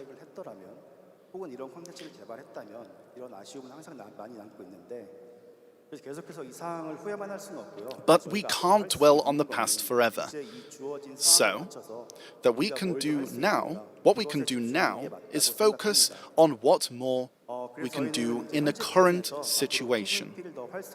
So, we thought about fundamental solutions to further activate PvP And this led us to 3 main ideas. 우선 첫 번째는 파밍이 너무 바빠서 놀 시간이 First, 없다는 점입니다. in this new era, adventurers are too busy PvEing to enjoy themselves. These ties into new items, as higher tier items mean higher prices and more burden for adventurers. The Sovereign Weapon and Karazad accessory mentioned several times today are the result of efforts to slightly reduce the burden of PvE. While they're not the easiest to get, consider them as a standard for our future plans. Many of you reminisce about the older softcap times or Tuvala Timmy days. They've become fond memories now, but I think we enjoyed those times because we could have fun without having to constantly do PvE. Keeping these sentiments in mind will work to make all content, including PvP, more relaxed and enjoyable in the future. The second point is that PvP content involves a lot of consumables. So we're planning to boost the rewards from PvP significantly. Right now, enjoying most PvP content requires a lot of consumables. For instance, like Whale Tendon Elixir, Whale Tendon Potion, and Iridescent Meiwa Liquor, on top of the usual prep. We see these are as hurdles for adventurers looking to enhance their gear, and that's why we're committed to beefing up the content rewards. Finally, the third and most crucial point is that we'll be taking better care of our PvP-loving adventurers. PvP demands more gear, constant practice, studying rival classes, and keeping up with balance patches. It takes a lot of dedication and passion, and we fear, we've overlooked this. These players have been more passionate than anyone, yet we haven't properly rewarded their hard work. It's not just about weak in-game rewards or lacking content. It's about not understanding the hearts of those who love PvP. So moving forward, we'll make sure to truly honor the prestige of our PvP enthusiasts. By respecting adventurers who've earned such honor, we can inspire newcomers to dive into PvP. And we'll make sure to focus on this. We've shared our vision for PvP. There was so much we wanted to say, and I'm relieved to have this chance at our 10th anniversary ball. And of course... I went ahead too much. Spoilers. Spoilers.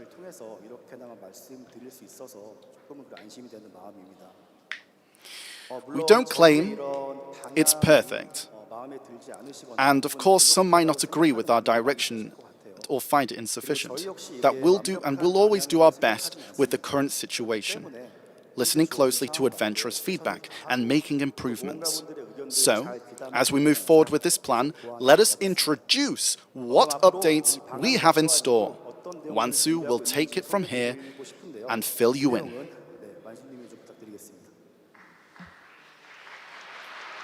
was quite a lot of information. Yeah, we needed to get this out before we move on, Chan. There's something important to address first. It's about the guild tier system we plan to develop. We realized that the issues Je-Seok mentioned could heavily impact the system. There's a worry that guilds might have to lower their tier on purpose to dodge stronger ones. We're not halting development though. Instead, we're focusing on setting a solid foundation to make sure these systems run smoothly. Before introducing the content updates, I wanted to share 2 key points we considered to make PvP more accessible for adventurers. These are resistance and class damage ratios. Crazy. Let's start with resistance. This system has been around since the early days of Black Desert, and whether or not you adjust resistances had a big impact on PvP. It was a crucial part of setups, but as the game evolved and character skills improved, we started questioning if resistances was always beneficial. With more super armor and skills, resistances can make it harder to land CC skills, even when there is an opening for attack. We also think it's a tough hurdle for new PvP players. So, we're debating whether to keep the resistance effect as it is. The next is the class damage ratios, the ratio of damage dealt to opposing classes. Like resistance, it's difficult for PvP newcomers to grasp, and there's a lot to learn whenever a new class is introduced. We're still debating whether to keep using these ratios. I'm bringing up these two aspects today because we see them as crucial decisions for shaping and enhancing PvP in the future. So, I'm not saying we're moving forward with this just yet, but we're definitely thinking about this direction. Let's discuss the plan. It's time. For resistance effects, we'll keep them in PvE, but remove them for PvP. This means in PvP, when you spot openings between super armor or invincibility frames and UCC skills, they'll land every single time without immunity. Naturally, we'll need to overhaul hit detections, defense effects, and CC skills, including smash, during the process. Finally, about the class damage ratios, it's currently divided by classes. What we're considering right now is grouping them instead, based on class traits. Determining which classes are stronger against others solely based on playstyle has its limitations. To address this, we're exploring broader categories, such as melee, shield, magic, and range classes. Additionally, we plan to update in-game skill descriptions to reflect these traits, making it easier for you to identify them directly. Naturally, we'll be handling Succession and Awakening separately in this process. I'm sure many adventurers have thoughts on resistances and class damage ratios the changes I just explained. So, we'll first test these changes in the Black Desert Global Lab server. After that, we aim to update the official server after taking the time to gather and review your feedback. We'd love to see your active participation in this test. Make sure to test in the Global Lab chat. I'd like to talk about the PvP content right away. It's about the Red Battlefield. We're planning to boost the rewards significantly to encourage more meaningful participation.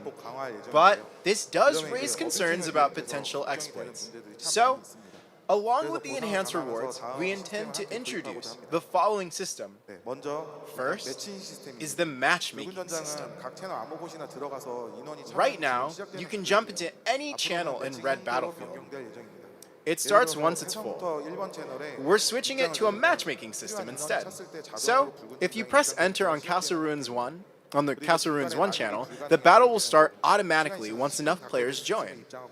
We also want to stop late entries like those, who try to join 10 minutes in. Plus, if you bail or idle in Red Battlefield, it'll impact your matchmaking and rewards, so be careful. With these system changes, we're also boosting the rewards to make things more exciting. Once the next Arena of Solare season ends, the Guild League is set to begin. Now, second and third teams will be added to the Guild League. Oh, spoilers. Now you know. Many adventurers are enjoying the Guild League, but it's been limited to just a few, which has been a bit of a letdown. Some larger guilds couldn't join in, and some members felt uneasy due to lacking skills. Moving forward, guilds can split into first, second, and third teams for participation. The MMR used for matchmaking will be used on entire guilds. So, second and third teams will have the same MMR as the first team. First teams will primarily match with the other first teams, and second teams with the other second teams. If no match is found, they can be matched with each other. Since the goal was to have fun without any pressure, the second and third teams won't have their scores affected by win or losses. Sounds like a major league minor league. Yeah, it's nice. To prevent any exploits, the second team can only join matches if the first team is also playing. Of course, we will ensure that everyone can receive their personal rewards. Nice. Coming up in January is the Arena of Solare. The biggest update is the addition of replay mode. Now, when you play in the Arena of Solare, your matches will be saved as files, allowing you to watch them again and again. This is actually huge for people who want to improve and see what kind of 현재 plays 보이시는 are made. 화면처럼 Very, very 밑에 nice. 발생한 이벤트 As 시점을 shown 볼수 on 있고 the screen, 이벤트 바가 존재합니다. there's an event bar at the bottom to track when events happen, and you can see a key guide for available functions. 어떤 캐릭터 시점에서 You can 보고 freely 싶은지 rotate the camera and choose which character's perspective to watch from. Plus, if the versions match, you can download and view other players' matches too. You can share these files across different regions, not just within your own. So, Korean adventurers can download and watch the gameplay of North American adventures too. It's a great way to learn new skills and show off your skills. Just keep in mind, if the balance patch changes the class action files, the old versions won't work anymore. So, if you have any epic match you want to keep forever, make sure to record it as a video. Make sure, chat. Don't want to lose that W. This will come in handy for making montages too. Now, let's talk about the changes to Node and Now let's talk about the changes to Node and Conquest Wars. The table you see is from the Korean server, showing the average gear score of adventurers who joined Node Wars in June and November this year. With the Sovereign Weapon and Karazad accessory updates, adventurers' average gear score have seen a big boost. Among them, the highest guild even reached 772 gear score. Accordingly, we're planning to raise the stat limits for the restricted Node Wars and Conquest Wars to 600 and 720 respectively. Right now, the stat limit for Conquest and Node Wars are different, which has been a bit confusing. We're going to unify these limits while adjusting the values. For Conquest Wars, the rule that adds 30 minutes to defense time whenever a gate is destroyed has forced defenders to open the gates, which feels a bit ironic. This feels a little bit ironic for Siege. So, we're removing that rule and setting the defense time to a fixed 2 hours. This change aims to let both defenders and attackers use the gates strategically. We'll keep an eye on things and tweak the balance as needed after the patch. Now recently, we've added a construction mode for Node War. Given the importance of strategy and tactics, many felt that 1 hour of running time was way too short. So, we're extending the construction Node War to run for 2 hours, while keeping the occupation mode at 1 hour. In the construction mode, annexes are crucial, but as adventurers' average gear score has risen, the value of these annexes has relatively dropped. Science strategy is key here in this mode. We'll adjust the balance to keep these annexes valuable. This annex balance patch will not only increase durability, but also improve the effects themselves. First off, Node Wars with no stats limit, Node Wars with no stats limit, the Flame Tower will now have an extra effect that reduces an enemy's DP and evasion when it hits. This means defenders can block enemies more effectively with the Flame Tower, while attackers will need to coordinate their cannon teams better to quickly take it down. Well, we'll see. We'll also make elephants tougher, as they currently lack durability in Node Wars with no stats limit. Plus, we'll be rebalancing exclusive items like the Trina Demolition Axe and Matchlock. to make sure they remain useful in different strategies moving forward. For Node Wars, we're constantly taking into account and reviewing the feedback many of you are sending. It seems like a lot of adventurers wish the convenience of the occupation mode could be applied to the construction mode. When a Node War begins, a fort is automatically built at a set location, and from there you can strategize and build up according to your choices and engage in strategic battles. We also believe that this is the area we should focus on for the next Node War update. Today, I talked about what we can do right now. And next time, we'll work hard to bring you even more exciting news on this front. Yeah. Finally, let's meet the special... Okay, let's go. Finally, let's meet the special honor reward of Conquest War. The Black Dragon, Harbinger of Doom, coming with this update introduced today. It's been a long time in the making, and we've crafted it to be truly fearsome. We've got a video for you, so let's take a look.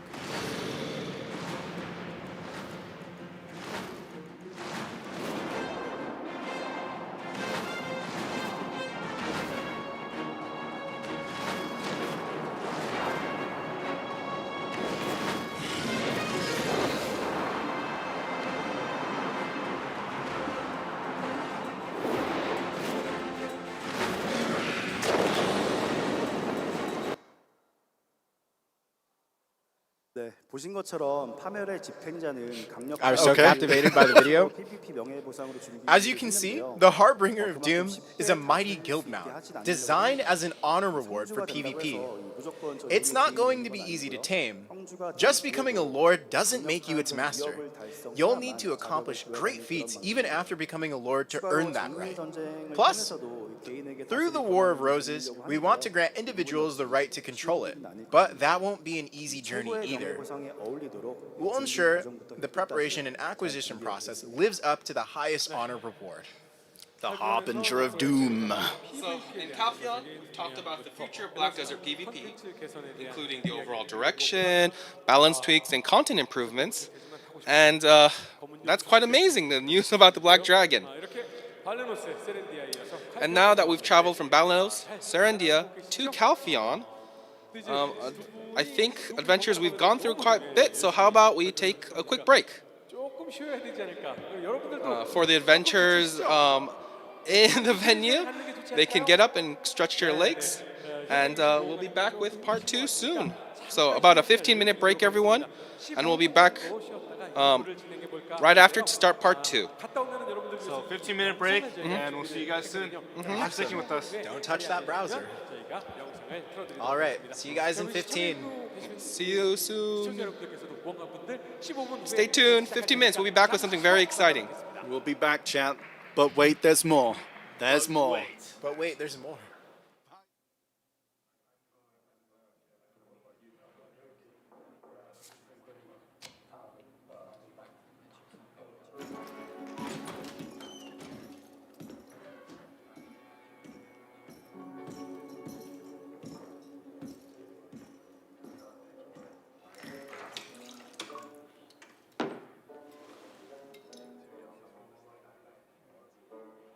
New job just came in.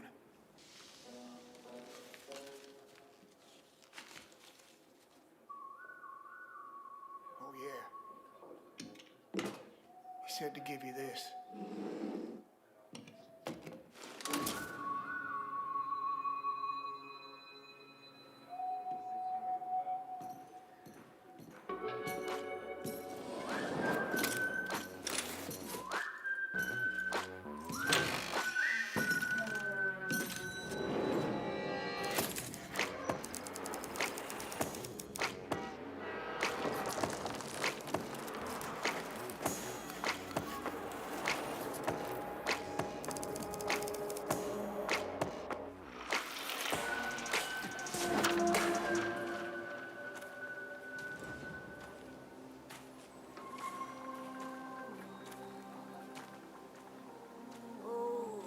Cowherd star has ventured across the heavens.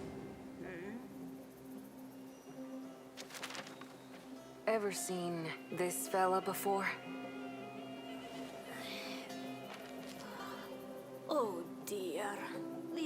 eyes aren't what they used to be.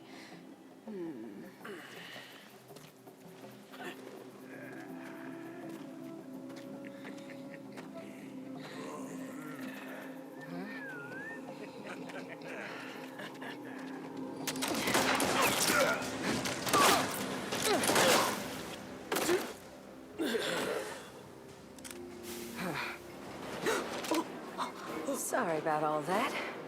You were saying? Will you see? That man is... Welcome, Deadeye. So nice of you to make it.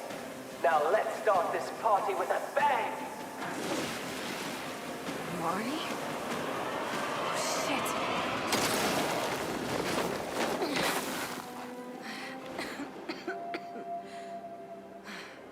What on earth is that lunatic Marnie up to? Over there! Get that! So, you won't make it easy for me.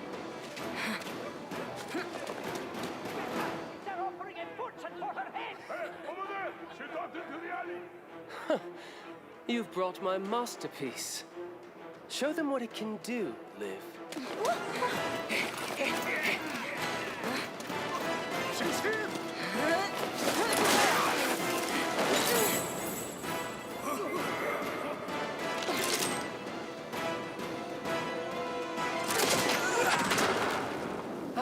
Seeing my gift in action brings me much satisfaction. But why aren't you using the other one? You were so fond of it, you even named it. What will it take for you to wield it? That sound.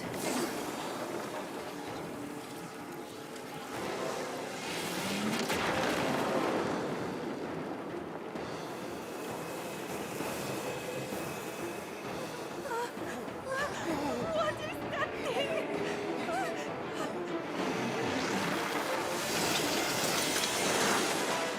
Kinda awkward since I'm still not used to Little Devil.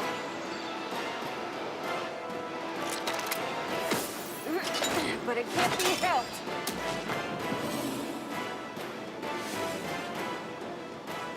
Eat this!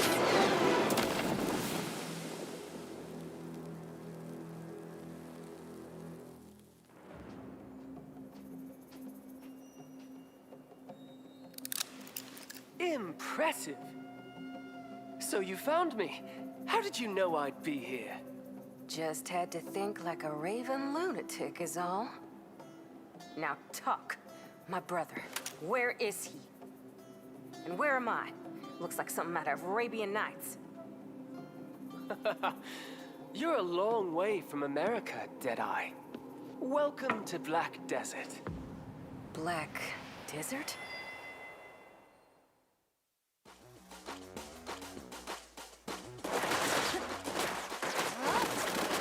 춤춰, 춤추라고!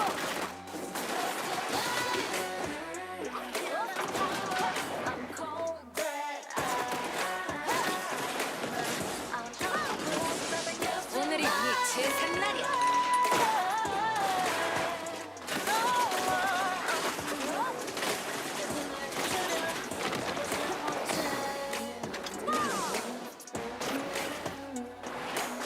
이거나 먹어.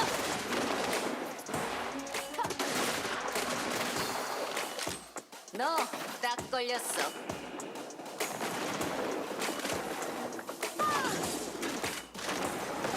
명절.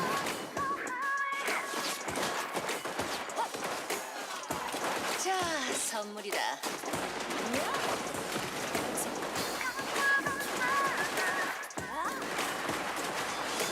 숨을 곳은 없어.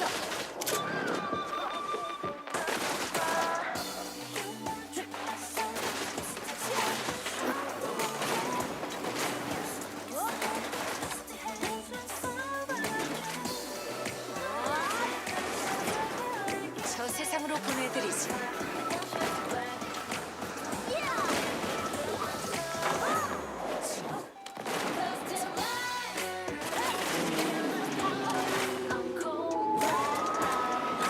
거부할 수 없는 제안을 하지.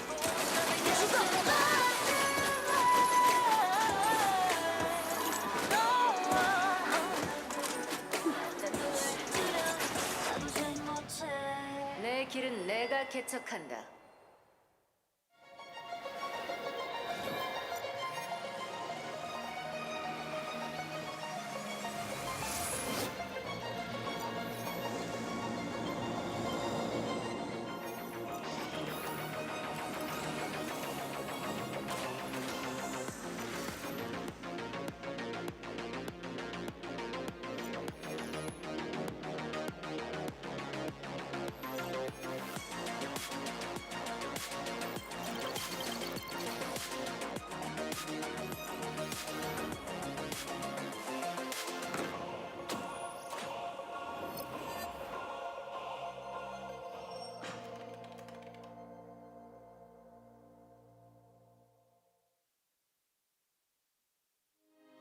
first time ever, your PlayStation gets 100 plus audio presets. Pick a pro-tuned audio profile for each game and vibe to the soundtrack of you.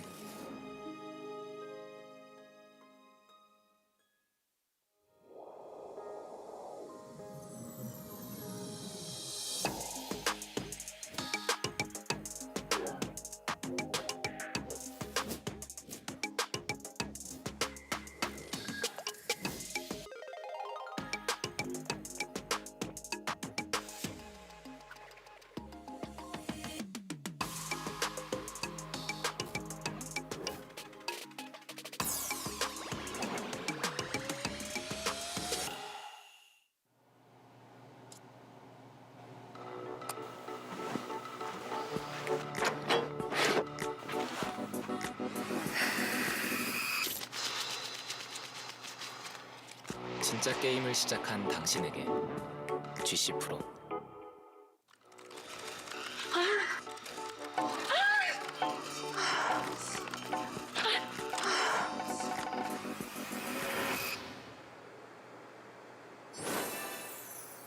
진짜 게임을 시작한 당신에게 Je-Seok 프로.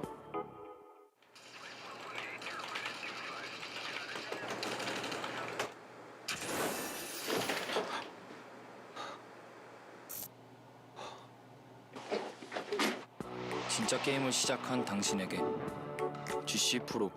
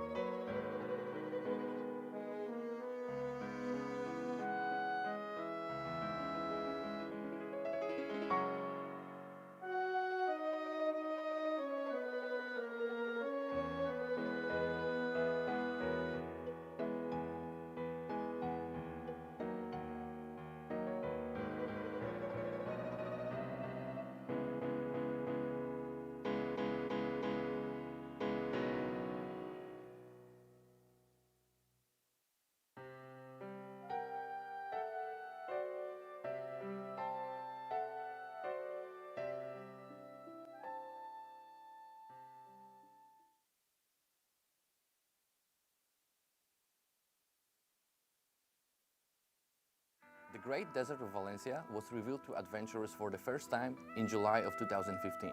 The harsh region, filled with dangers and villains, offered both challenges and rewards. Now, the desert is set to return as a massive battlefield in the form of the hardcore server we first mentioned during the last Hideout Ball.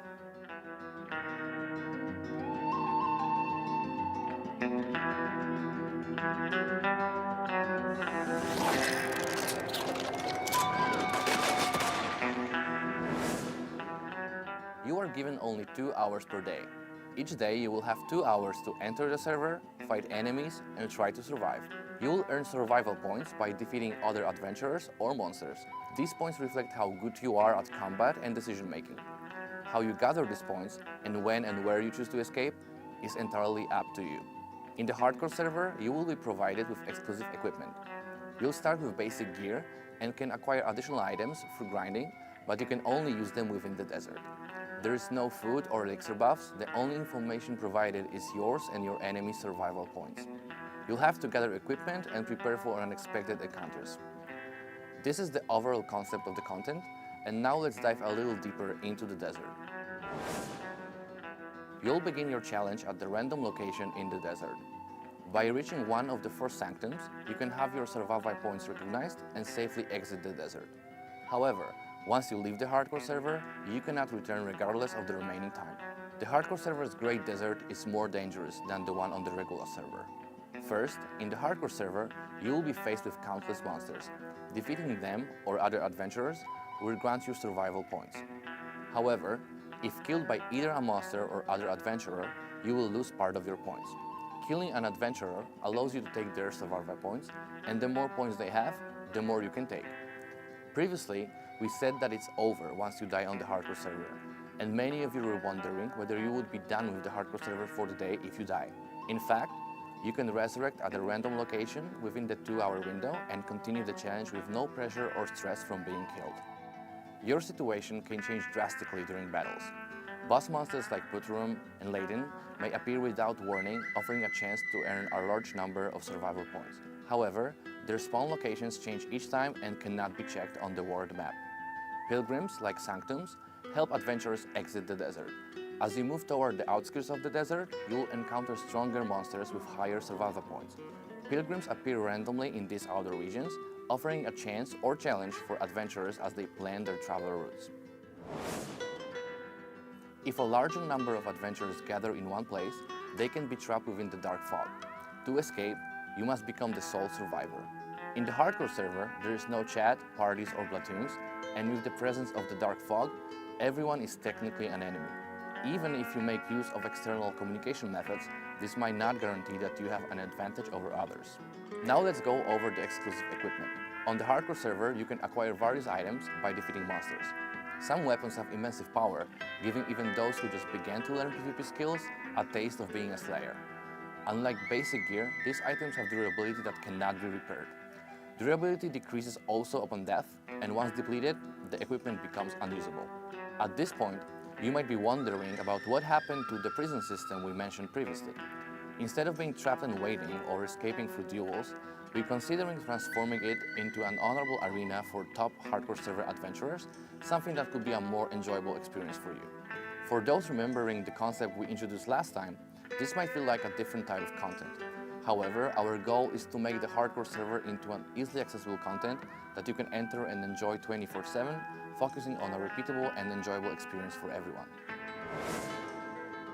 Today, we've reintroduced the hardcore server as a battleground where death doesn't stop your challenges, and as a place where defeating monsters can lead to powerful gear and unexpected outcomes.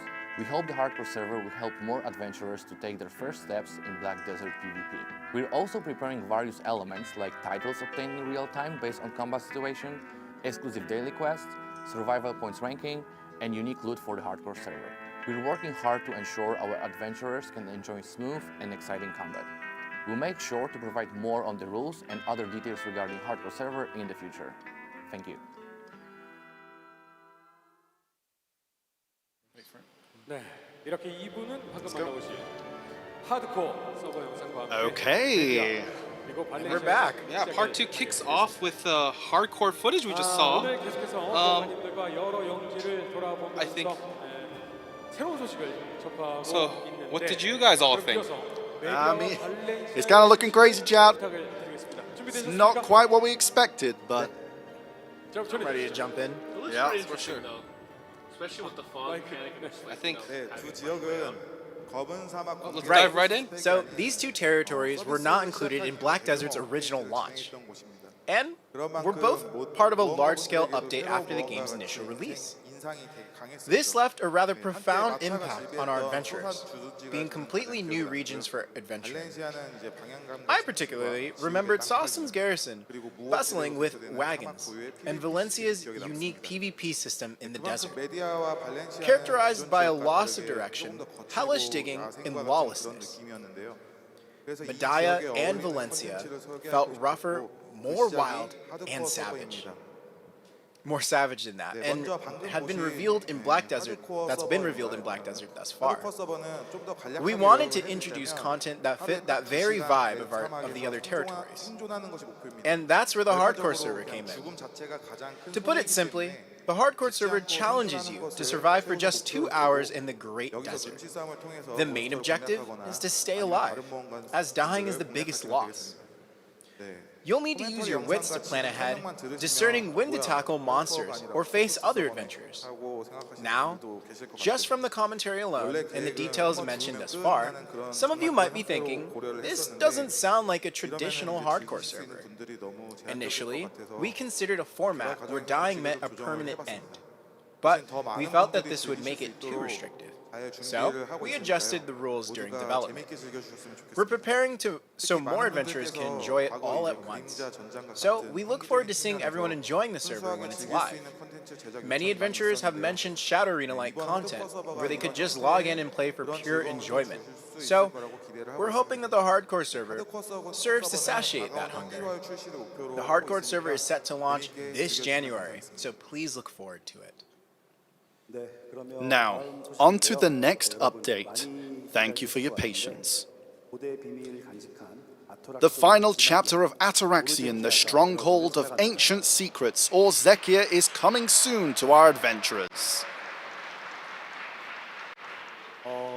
Here, you'll encounter the last disciple of Ruxmahar-Dekia, the Dekima Orza, and by the end of her biome reveal a great truth. For adventurers who prefer story-driven content, Orzekea will also offer a single-player mode to experience the lore within minimum difficulty. Compared to the previous Atoraxxion biome releases, Orzekea's trash mob areas aren't just a forced path beelining to the boss, but will also serve as a monster zone as well. In simpler terms, they'll be like personal monster zones, and adventurers who are solely after the boss can skip them, as ways will be provided to instantly reach the boss, like a typical boss run. With a total number of biomes in Atoraxxion now standing at 4, and while we have implemented updates to make running them faster, we felt making it easier to skip the tedious trash mob areas, especially for adventurers solely focused on boss runs. This was the right decision based for this release. This approach will first be implemented in Orzekea, then later applied to the other biomes of Valmarkia, Sikraki, and Yolanakia, turning all trash mob areas into monster zones with boss runs available. Do note that the monster zones in Orzekea will require adventurers to have at least 350 AP. Orzekea is set for a February update, where you will face off against the last boss, Ors of Thornwood. And here's a video.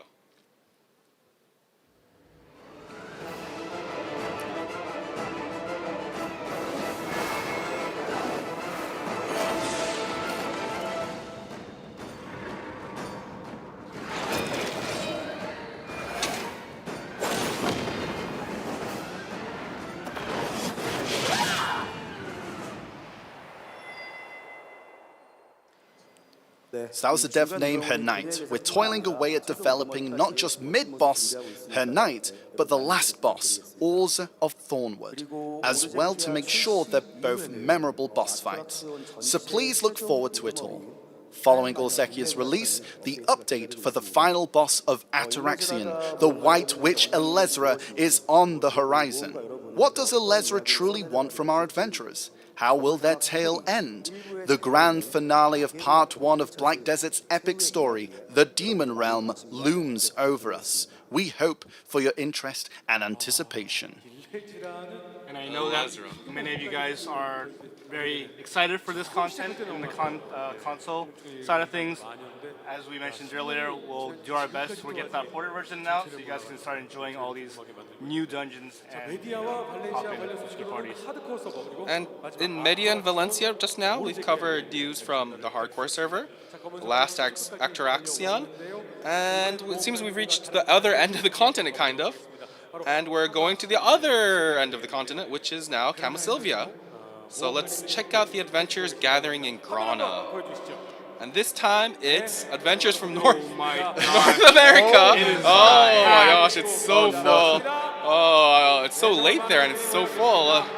No sleep. No sleep at all. We're about it. Let's go. Yeah, let's go.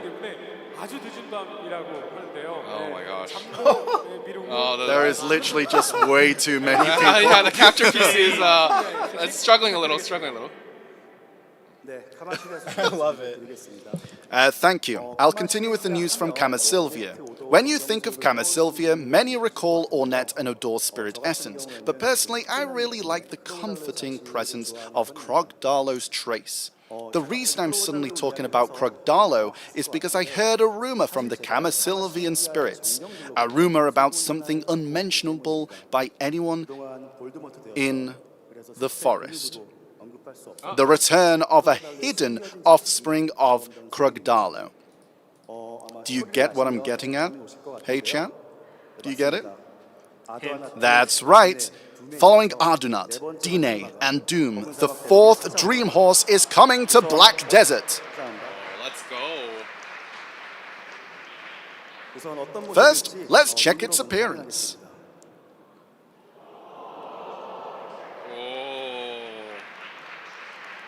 Really cool design. The new Dream Horse is called Voltarion, themed around lightning. It may be called the Lightning Horse or Thunder Horse. Its mane and tail are surrounded by blazing lightning, but its eyes are calm yet majestic, like the eye of a typhoon. I'm sure you can guess its skills just from its intense appearance. No need for an explanation, right? Well, let's first check out the video.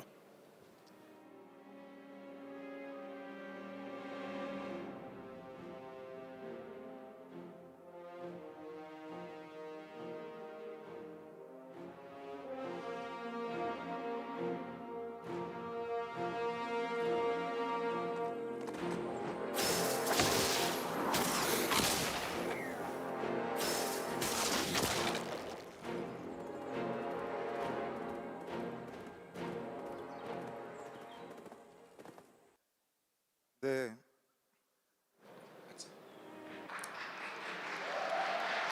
That's crazy. That's actually, wow. I feel like Zethian's writing this. That was a short video featuring Voltarion's skills. I'll briefly explain the skills shown just now. The skills shown in the video are called Lightning Charge and Thunder Fall. The short blink move seen during the double jump isn't a skill. It's a base feature that auto-activates during a double jump. This skill that charges forward after jumping is the Lightning Charge, and this skill can be used to press on ahead, both in the air and on the ground. The skill that slams down to the ground after Lightning Charge is Thunderfall. You can use it by pressing the F key when Voltarion is airborne. It rapidly descends to the ground like a lightning strike, dealing AoE damage and inflicting stun. I think it could be quite useful in large-scale battles. In addition to the skills introduced, there are a few more skills. Voltarion has more skills than other Dream Horses, but I will introduce only these for today, and reserve them for when you obtain Voltarion. As we introduce Voltarion, there might be adventurers checking Dream Horse materials in their storage, but I can tell you that you don't have to. Since Voltarion is a newly added Dream Horse coming after such a long time, we plan to make the acquisition method different from existing Dream Horses. This is so that other adventurers may envy you when you obtain it. Time to get to work again. There are reasons why Voltarion has not been mentioned until now, and one of which is the trait of being quite difficult to handle, with a nature that does not recognize a weak being as its master. That's crazy. Therefore, we are considering an acquisition method that is limited to those who have accomplished certain feats in PvP or PvE. Very interesting. Simply put, it's a content reward. Oh, damn. Although some may be disappointed that it is not obtained through training, as you saw in the video earlier, Voltarion is not designed with essential skills like Ardenaut. Therefore, we aim to maintain its rarity so that it can become one of the new objectives to enjoy the game. Instead, there is one piece of news that adventurers who enjoy training might welcome. Okay.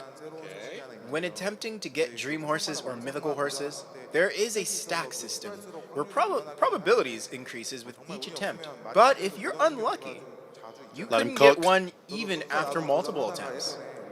I also exceeded 55 stacks while attempting to get a male Ardenaut. So, it's something I know about personally. So the ancient Anvil system will be introduced to the Dream Horses and Mythical Dream Horses. Let's go. Finally. Considering the materials and difficulty, the Anvil stack is set to 30. We hope this improvement gives you some peace of mind when attempting to get them. Voltarion will be updated on January 16th, along with the addition of the ancient Anvil system. Nice. Huge update for you, Enlave. I know you're getting pretty close to that big 3-0. And for the very last thing, this is just in the planning phase. Right. So, by getting all 3 Mythical Dream Horses, you can create Kragdalo Sanctuary and summon each of them. But I'm thinking, what if we combine them into one horse? On land, it runs like Doom, then transforms into Ardenaut when it jumps, and changes to Dine when it touches water. Wouldn't that be amazing? Pause. I've been thinking about this, and if you think it's a good idea, I'll jump right in and try to make it happen. I'm just throwing this out here, so I'm going to need your support. Yeah, what do you think, chat? Do you like the idea? Personally, I want it. That'd be insane. The horses change depending I think chat is spamming yes. Wait, I saw one no. I saw one no. You guys don't want it? Shh. Shh, don't tell him. Don't tell him. So we've... That's great. So we've gone through, in Kamasylvia, we've gone through a new... Oh, wait. Sorry, I'm trying to hear what's happening. Sorry. He's personally agreeing with... I think the audience is still like trying to digest what they just heard.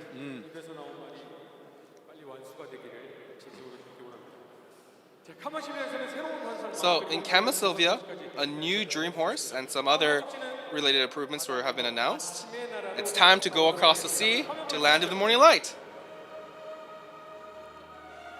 And here it's EU adventures. Let's go EU. Oh gosh. Oh gosh. I don't know. NA kind of looks a little more packed. Ah, come on, man. Look, the EU adventures are kind of gathered. We have to turn the camera. We couldn't turn our camera. We couldn't turn our camera. There was too many. Yeah. Although the assassin skill seems to be very popular in both regions. Right. I believe there's news of Land of the Morning Light adventurers are eagerly waiting for, right?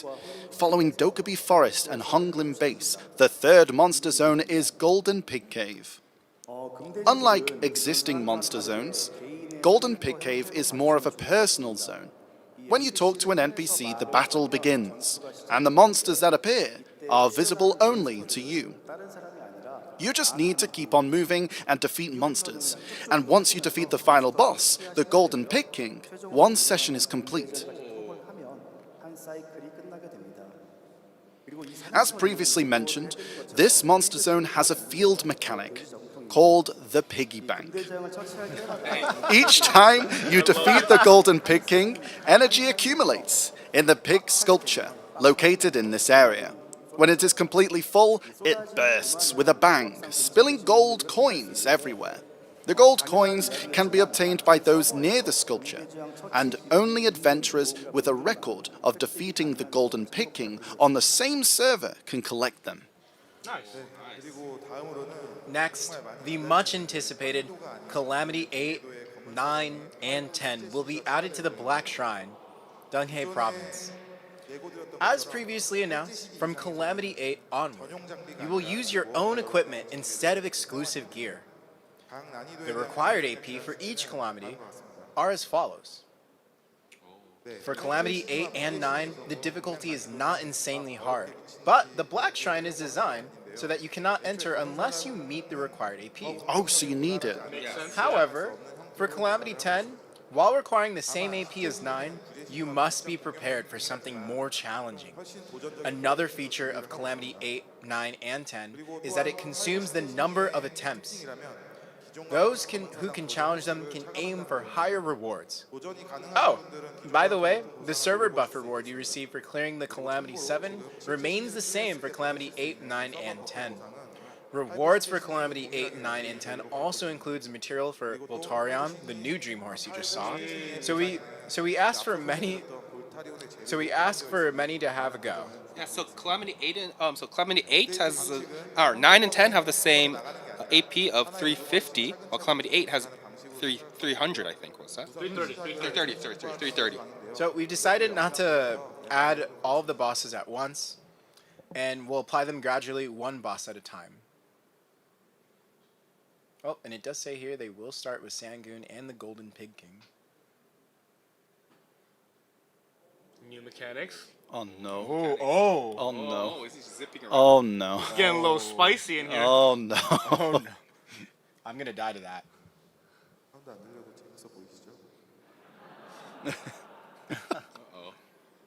Oh, there's the lava's floor. The floor is She lava. survived. Okay, not a one shot. We're good.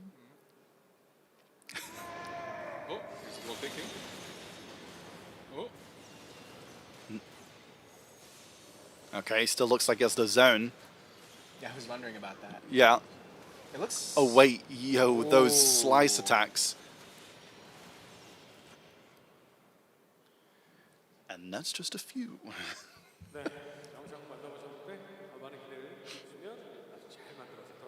We hope you enjoyed those videos.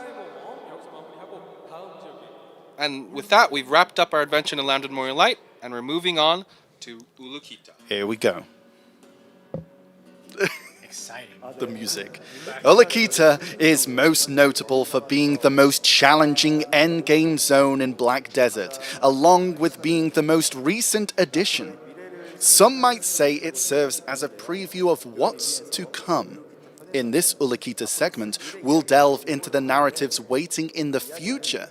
The story we'll explore is the grand finale to Act 1 of Black Desert's story, previously revealed as the Demon Lands, Edania. The importance of this place is beyond mention. It will serve as a bridge between the past decade of Black Desert and connect it to the next 10 years of story, marking a significant chapter of in-game history. We're hard at work developing this realm, and today from the areas dealt with Edania Part 1, we can show you 4 locations. Peaks, okay. The first location is a place where a certain organization stands firm, making sure no creatures invade our world from the demon realm. Some of you may recall seeing parts of this area back in July 7th, 2020. That's right. This base of operations is the Hashashin, the stronghold watching over the doors of Iliali, the Hakinza. What harrowing tales await here? You'll find out soon enough. Next up, we have a domain of a demon realm boss. These sharp rocks remind you of anything familiar? Here's a hint. It's an awakening weapon. Yes. The boss waiting here is none other than Enslar, the ancestor of the Valkyrie. You might recall meeting this character briefly during the Valkyrie's Awakening questline. This castle is known as Orbita, lies in Enslar's domain. What leads to Enslar ultimately clash with our adventurers? You'll find out when the Demon Realm goes live. And next up, we're revisiting our residential emotional cactus. Next up, yes, Jordine himself is walled up in a castle in Aetherion. While he's been quite the notable character in Black Desert, we've encountered him far too frequently in-game already. So quickly move on to the next locale. Here we have Khafrus, the overarching main boss of Edania Part 1, who's walled up in the domain of Sephiroth. Similar to Jordine's castle, but much more grandiose, as it should be fitting for a boss of such stature. Adventurers will battle through Crimson Lands, take on fierce monsters, and finally break siege into the fortress to confront the immortal alchemist himself. Having overcome many trials and tribulations, toppling him will grant valuable rewards. The gameplay here should be different, more exciting than ever. This was the mindset we're focused on while developing the Demon Realm. To put it more into context, we want to give you a sneak peek at the unique PvP elements of this new region. We've just shown you 3 of the bosses, and the castles of the respective domains thus far. We're also working on 2 more strongholds. This means that for the first part of the Demon Realm, there will be a total of 5 domains available. The first adventurer to conquer any of these castles will become a ruler and lord over the domain, known as the Edana. As Edana, you have certain privileges. First, you have the right to harvest life in your domain. Simply put, you can forcibly attack adventurers in your area without losing karma, as it is your domain. Really cool. Another privilege is that a portion of the revenue from adventurers defeating monsters in your domain will be collected as taxes. Oh my gosh! Along with the right to harvest life, you can choose whether to engage in PvP freely, or just sit back and collect taxes. Other adventurers who wish to defeat monsters in the Edana's domain can either negotiate with them directly or try to defeat monsters discreetly. Also, if you don't really like your particular Edana, you can challenge them in combat immediately. As the ruler and champion of a domain, the Edana must always be ready to accept such challenges. If an Edana is absent from their domain for too long, a powerful boss nurtured by Edana will accept the challenge on their behalf. To summarize, this can be viewed as a modified personal version of Node Conquest Wars. How does it sound? Exciting, and yet a bit confusing, right? Hearing just the explanation might spark various questions. Please understand that we're still in the development stage, trying to focus on fun gameplay, as well as roughly hashing out the mechanics. So, we'll ensure everything is well prepared and introduce it properly before the actual release. Honestly, just from that, I'm really That's excited. crazy. That is I can't wait to see who are going to be like the owners of those domains. Yeah, just domain taken. So that is all regarding Edania, the Demon Realm. As a final hint regarding its setting, each boss we've introduced today is themed after an outer planet of the solar system. This might help you take an educated guess of the identity of the final boss awaiting in Edania, the Demon Realm. We're working hard at it, so please look forward to it. Big. So in Ulukita, we've gotten to hear the latest updates on the Demon Land. They've shared not just what it looks like, but also what adventures are in store. Today, we've journeyed through territories with fellow adventurers. Now there's just one place left. Shall we find out where it is? It's the Mountain of Eternal Winter, and adventurers from the Asia server are gathered here. Seeing all these adventures at the Mountain of Eternal Winter really gives off that feeling of winter. So let's see what news awaits us here. The Mountain of Eternal Winter, we had a blast putting it together. Being the first area in Black Desert blanketed in snow, it was quite thrilling. I still vividly remember introducing this place to adventurers for the first time. We even tried something new, with a live demo on stage. You might recall that moment. It was the snowboarding demo. I remember. I remember. Yep, I we remember. We were there's the moment. I was so hyped for this. No one believes me when He I didn't say come I here was. today, but back then Jesse took on the snowboarding demo, and we were a bit worried since he kept tumbling during practice. But he nailed it during the demo, leaving us with a fun memory. But during development, we realized the snowboard was difficult to turn into content, so we had to scrap it. Still, I'm bringing it up again because, frankly, it was a bit of a letdown. Snowboarding was quite fun on its own. So, we've decided to bring back the snowboard fun and launch the Tumbling Snowflake Field as a winter event. Oh, let's go. We are up big. Snowboarding's back. You'll find the Tumbling Snowflake Field in the Mountain of Eternal Winter, where you can enjoy a variety of events, as you can see on the screen. There's a special course just for snowboarding, and since climbing back up might be a hassle after a ride, those griffins that shuttle between Velia and Ilia Island, well, they'll be here to give you a lift to the top. Plus, once you snowboard down, there's a fun area waiting for you with smelt fishing and plenty of shops to capture that winter festival atmosphere. The winter, we've got some outfits that fit perfectly with the events. Introducing the Noonborough set. Really cool. I am. Oh, cool. Look at that drip. I like the goggles. Shy always looks the best in these new outfits. Our art team has outdone themselves once again. So, designed like a snowfield suit, it pairs nicely with the Snowflake Field event. The Papu Kriya and stylish black spirit similar to the Baraka from this summer. Plus, there are 3 different hats to choose from. There's something special about this outfit set. It comes with a themed board for each style. Oh, wait, that is clean. That's actually sick. That is clean. You can equip this board as a back accessory, much like the Little Otter fishing carrier. Of course, even without the board outfit, you can still enjoy snowboarding without any restrictions. We hope Noonborough offers a fun option for those looking to express their unique flair. We've shown you the winter event and new outfits, and I'm eager to hear your thoughts.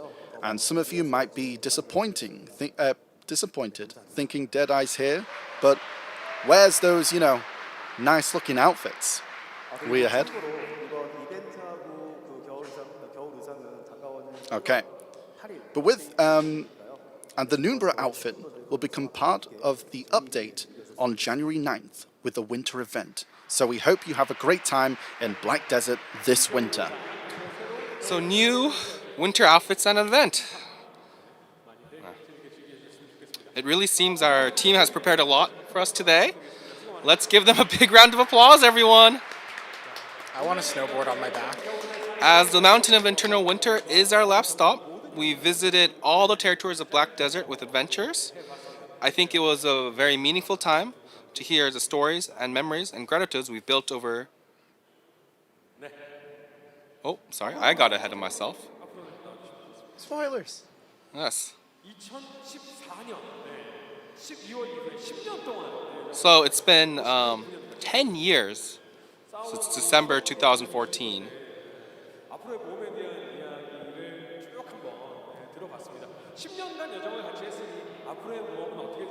And we get to hear about our future adventures today.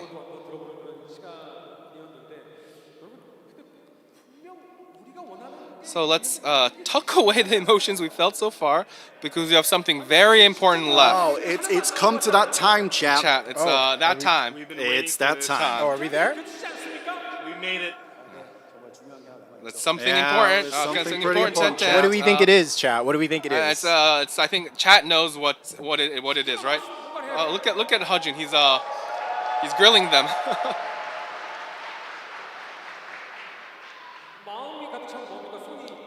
So, of course, first, well, it's good to give a lot since it's the 10th year anniversary.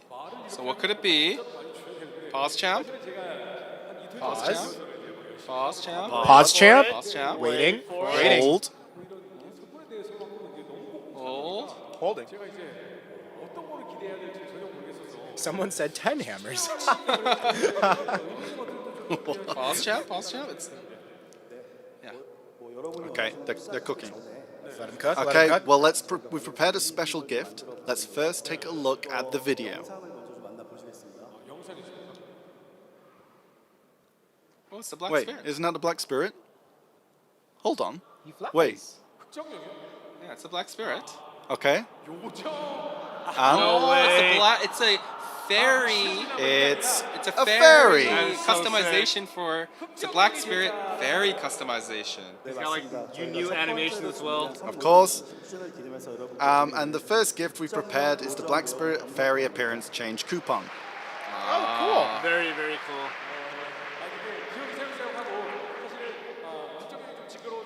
So, the Black Spirit's always been by our side, and since you woke up with the lost memories, it's only called upon for quest and enhancements. So, chat, we've prepared it as a fairy appearance, allowing you to change to see it more often. Yeah.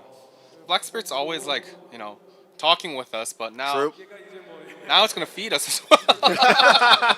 True. It's gonna be giving me the potions, healing us. Nice. Finally doing something other than other than breaking my stuff. Yeah, breaking our stuff. It's keeping us alive now.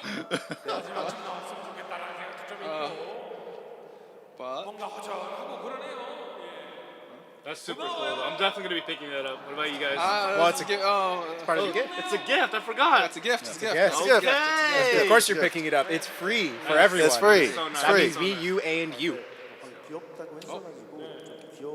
And we've prepared something relatively small. Could you show the screen once more? Another Deadeye trailer? Oh, it's a title. More colored titles? It's the title of Friend. It's a colored title. Yeah. Friend. Indeed, it's a friend title. Friend title. Colored friend title. But wait. Surely, chat. Surely. This isn't it, right? We're just beginning. Is it? But the color, actually. Yeah. I like the color. Like, actually. It's got a very calming, Yeah. It's a very, I've never seen that color as a title. Yeah, it's got a friend vibe. It's got a friendly vibe. That's crazy. I think it's a pretty good title to commemorate the 10th anniversary. You know? Green is pretty unique. And so the I don't think we have comfort for many. the word friend also gives by making it green. So we've got a green title, and we thought, like I mentioned before, friend best commemorates like the 10th anniversary feel as we journey on together in the future. Chat, I see you typing, okay? Wait, there's more. Pause, champ. But this is a 10th anniversary title, and it's a very limited title. So, but there's surely more. Right? Surely there's more. But wait. Pause, champ. They're asking. The crowd is asking. All right. So today, I've delivered a variety of news, and I'm curious which activity left the strongest impression on you. For me, well, the new mount making its first appearance in Black Desert, the Black Dragon, is the most memorable. They're asking. Yeah, they're asking right now. They're shouting out. Oh, like the Chat, what was yours? Someone's wearing the Primavera outfit. Which left the biggest impression on you? I think chat's like saying. The dragon's one of them, but the horse saying was also really sick. But the dragon free Edania as well. I don't know. Demon Realm also is really sick. Okay. It's time. See. Especially the thought of soaring through the beautiful Black Desert world. Spoiling. It's the most memorable. It Yes. was the Black Dragon. Yeah. And especially the thought of soaring through the beautiful Black Desert world, which I've only ever imagined was quite thrilling.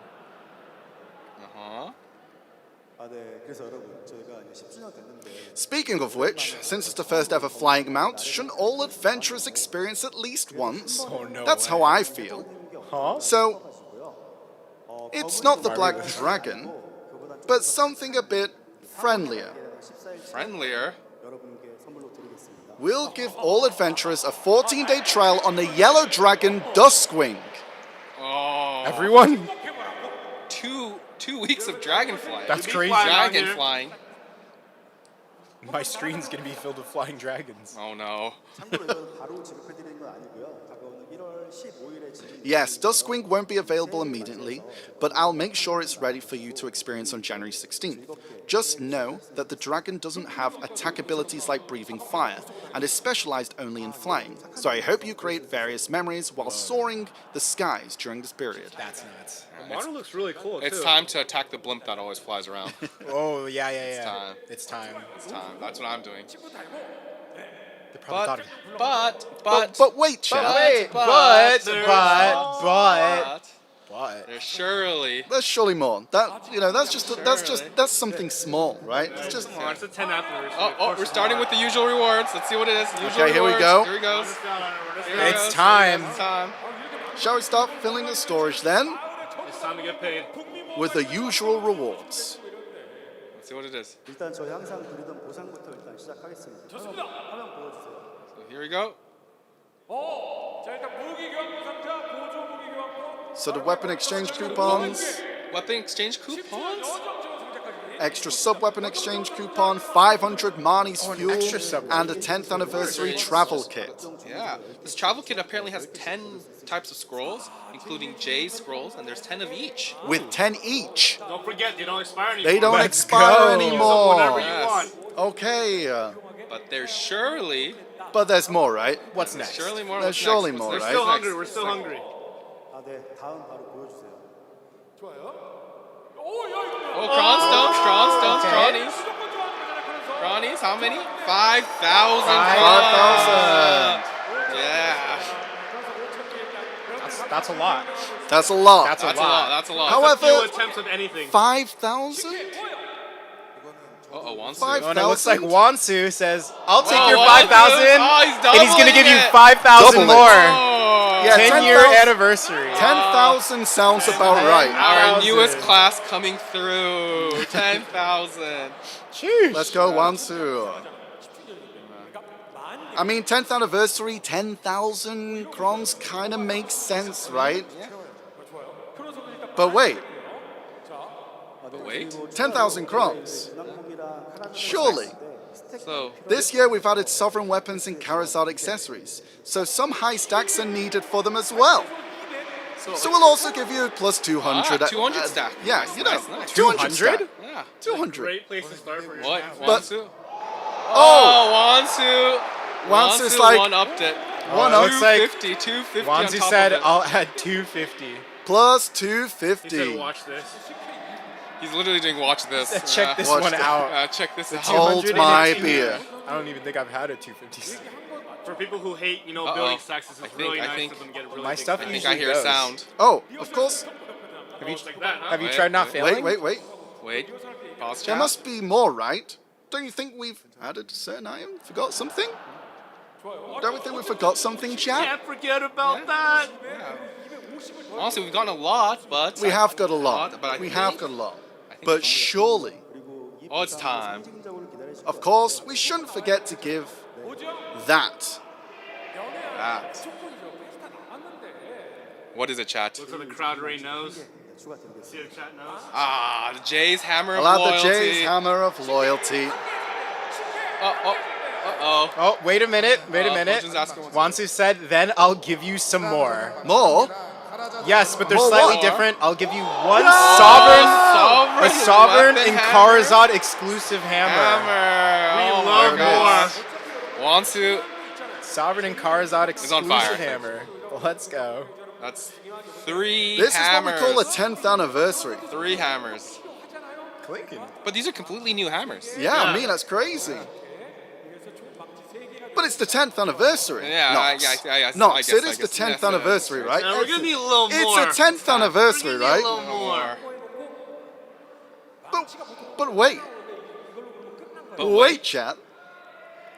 Looks like Wansu's saying, but wait, There's there's more. more. But wait, there's more. He's saying there's more. Wansu says, we've... Oh, what is it? Oh. What could it be? Oh. Wansu says, we've prepared special login rewards for you to receive gifts every day after the ball. Okay, so we get more rewards. Rewards. Let's see what they are. Yeah, wait, there's another hammer? There's another hammer. 2 attempts? You can start 190, receiving them after 180, next week's maintenance. 170. There's 4 outfits. Wait, 4 27? season outfits. Another hammer. W1. There's a 150 stack, 160 Is that stack, not the big 170, W now? 180, 190. You There's can 2 start sensors receiving as them well, actually. after next week's maintenance. We've included 4 seasonal boxes to reminisce about the season spent with adventurers over the past 10 years. We hope you enjoy them, and we've added one more Jay's Hammer of Loyalty. So, like what, 5 Wait, There's also 4 hammers? 4 hammers. Four hammers. 2? Yeah, there's 2 mythical sensors as well. Yeah, 2 mythical sensors, that's insane. Yeah. Oh. Really love the outfits though. The drip came through. And you know, I feel like it's the 10th anniversary. Right, Nox? Wait, is there maybe...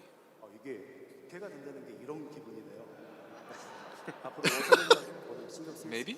No, it's not. It's not. No? Okay, okay. I'm sure it's not.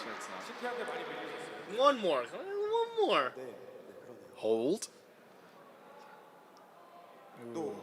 Wansu said, oh, and? Oh, and? No, it's not that. The Black Spirit's fairy appearance, Sovereign Hammer, and Karzad Hammer will be available to use after next week's maintenance. We hope you understand. Actual debate. Debate. Actual debate. Debate. I was expecting like, oh, here's another. Debate. But that is a lot. That is a lot, true. That's a lot. That's a lot.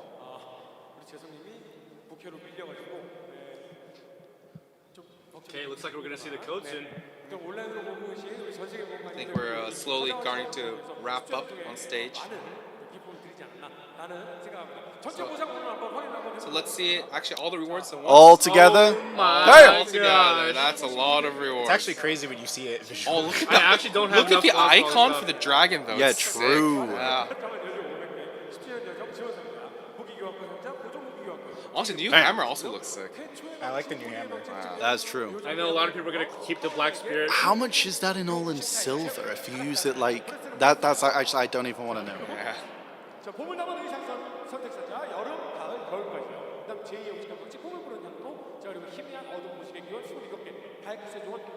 I think they're just going over the rewards. Yeah. So like as we mentioned before, 10,000 Kronstones, a 250 stack, 200 stack.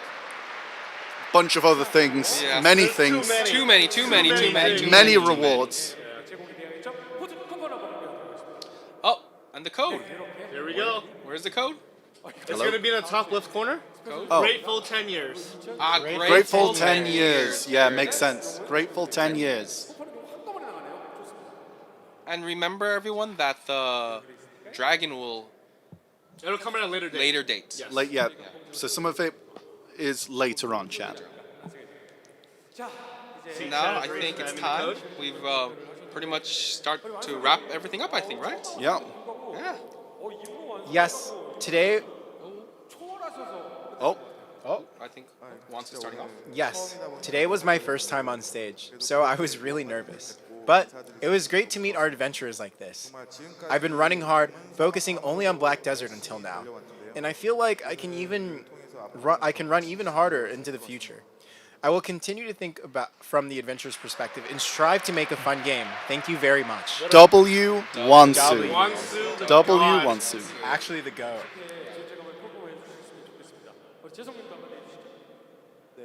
I was also very happy to greet you on stage after a long time, while preparing for this ball. I kept remembering the first day of Black Desert's open beta, and it's unbelievable that it's been 10 years already. There have been so many events over the past decade, some good and some not so good. Having such valuable experiences, I realize the most important thing is to remain steady and not waver in any situation. I hope to continue enjoying Black Desert.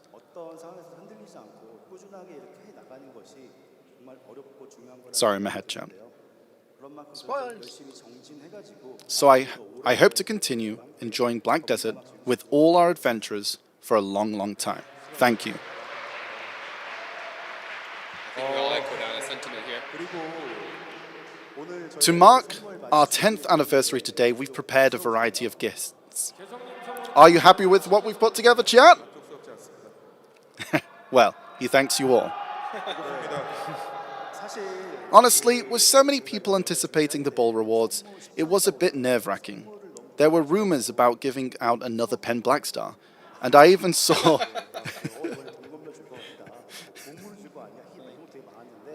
And I even saw some comments in the chat about us handing out treasure items, but if we gave out something too powerful as a gift, it might disrupt your gameplay goals. So, as much as I wanted to give more, I had to hold back.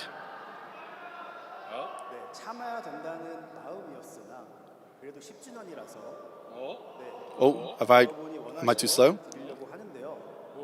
There's one more thing. It's a 10th anniversary. Okay, There's one more thing. it's one more thing, chat. He said wait. What is it? One more chat. Hold up. Hold up. Hold up.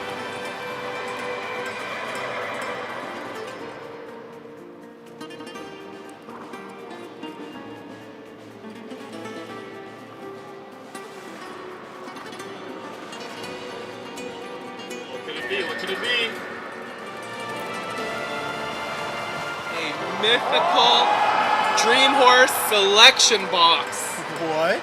Selection box, Did you chat. not just get 2 horses too? Oh my gosh. That's actually crazy. It's actually a mythical. I'm up big. Let's Dream Horse selection go. box. It's wild. I don't have to eat it. I'm in. We prepared to choose your mythical Dream Horse box as a 10th anniversary gift. And for those who... Oh. Yep. And for those who don't have a mythical Dream Horse yet, we recommend Ardenant. And for those who already have them all, we hope you'll use it for your other characters. And of course, we believe it's much more important to make the game more enjoyable, and we'll work hard for that. And he thanks everyone so much. Thank you, chat. Claps in chat. Claps in chat. Tapped a T10. Are you mad? Claps in chat. I think we're wrapping up here. I think that is the end. Yeah. There is no more rewards, chat. Are you Wait, sure? is there more? Are you sure? Yes, Is there 100%. Oh.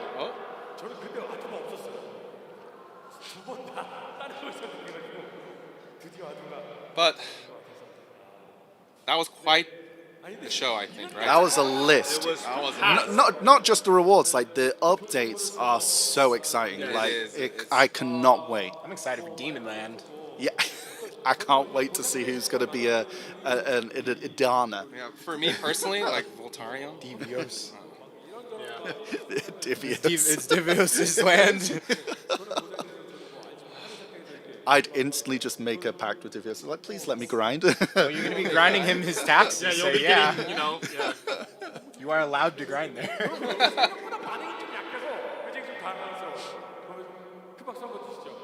Let's give a big round of applause once more, I think, for our 2 developers. Wansu and everyone else. Yeah. Je-Seok as well. I think Wansu definitely made an impact. Big impact. The epithet has been created. W. Wansu. Yeah. Wansu I think we can thank our adventurers for joining us today. Yes. It was, I think, like over 2 hours actually. It was a long ball. Yeah. Oh wow. So we really appreciate everyone coming in early, staying late. Thank you everyone from around the world watching. And it Hope is, you have an upcoming good year. The 2024 is coming in and end. what a way to end the year. Yeah, there's a lot of What a great way to end the year. Thank you, adventurers. Thank you, everyone. Thank you so much. Thank you. Thank you, everyone from the NAEU community and all our wonderful adventurers. I one-tapped a Dream Horse. Let's go.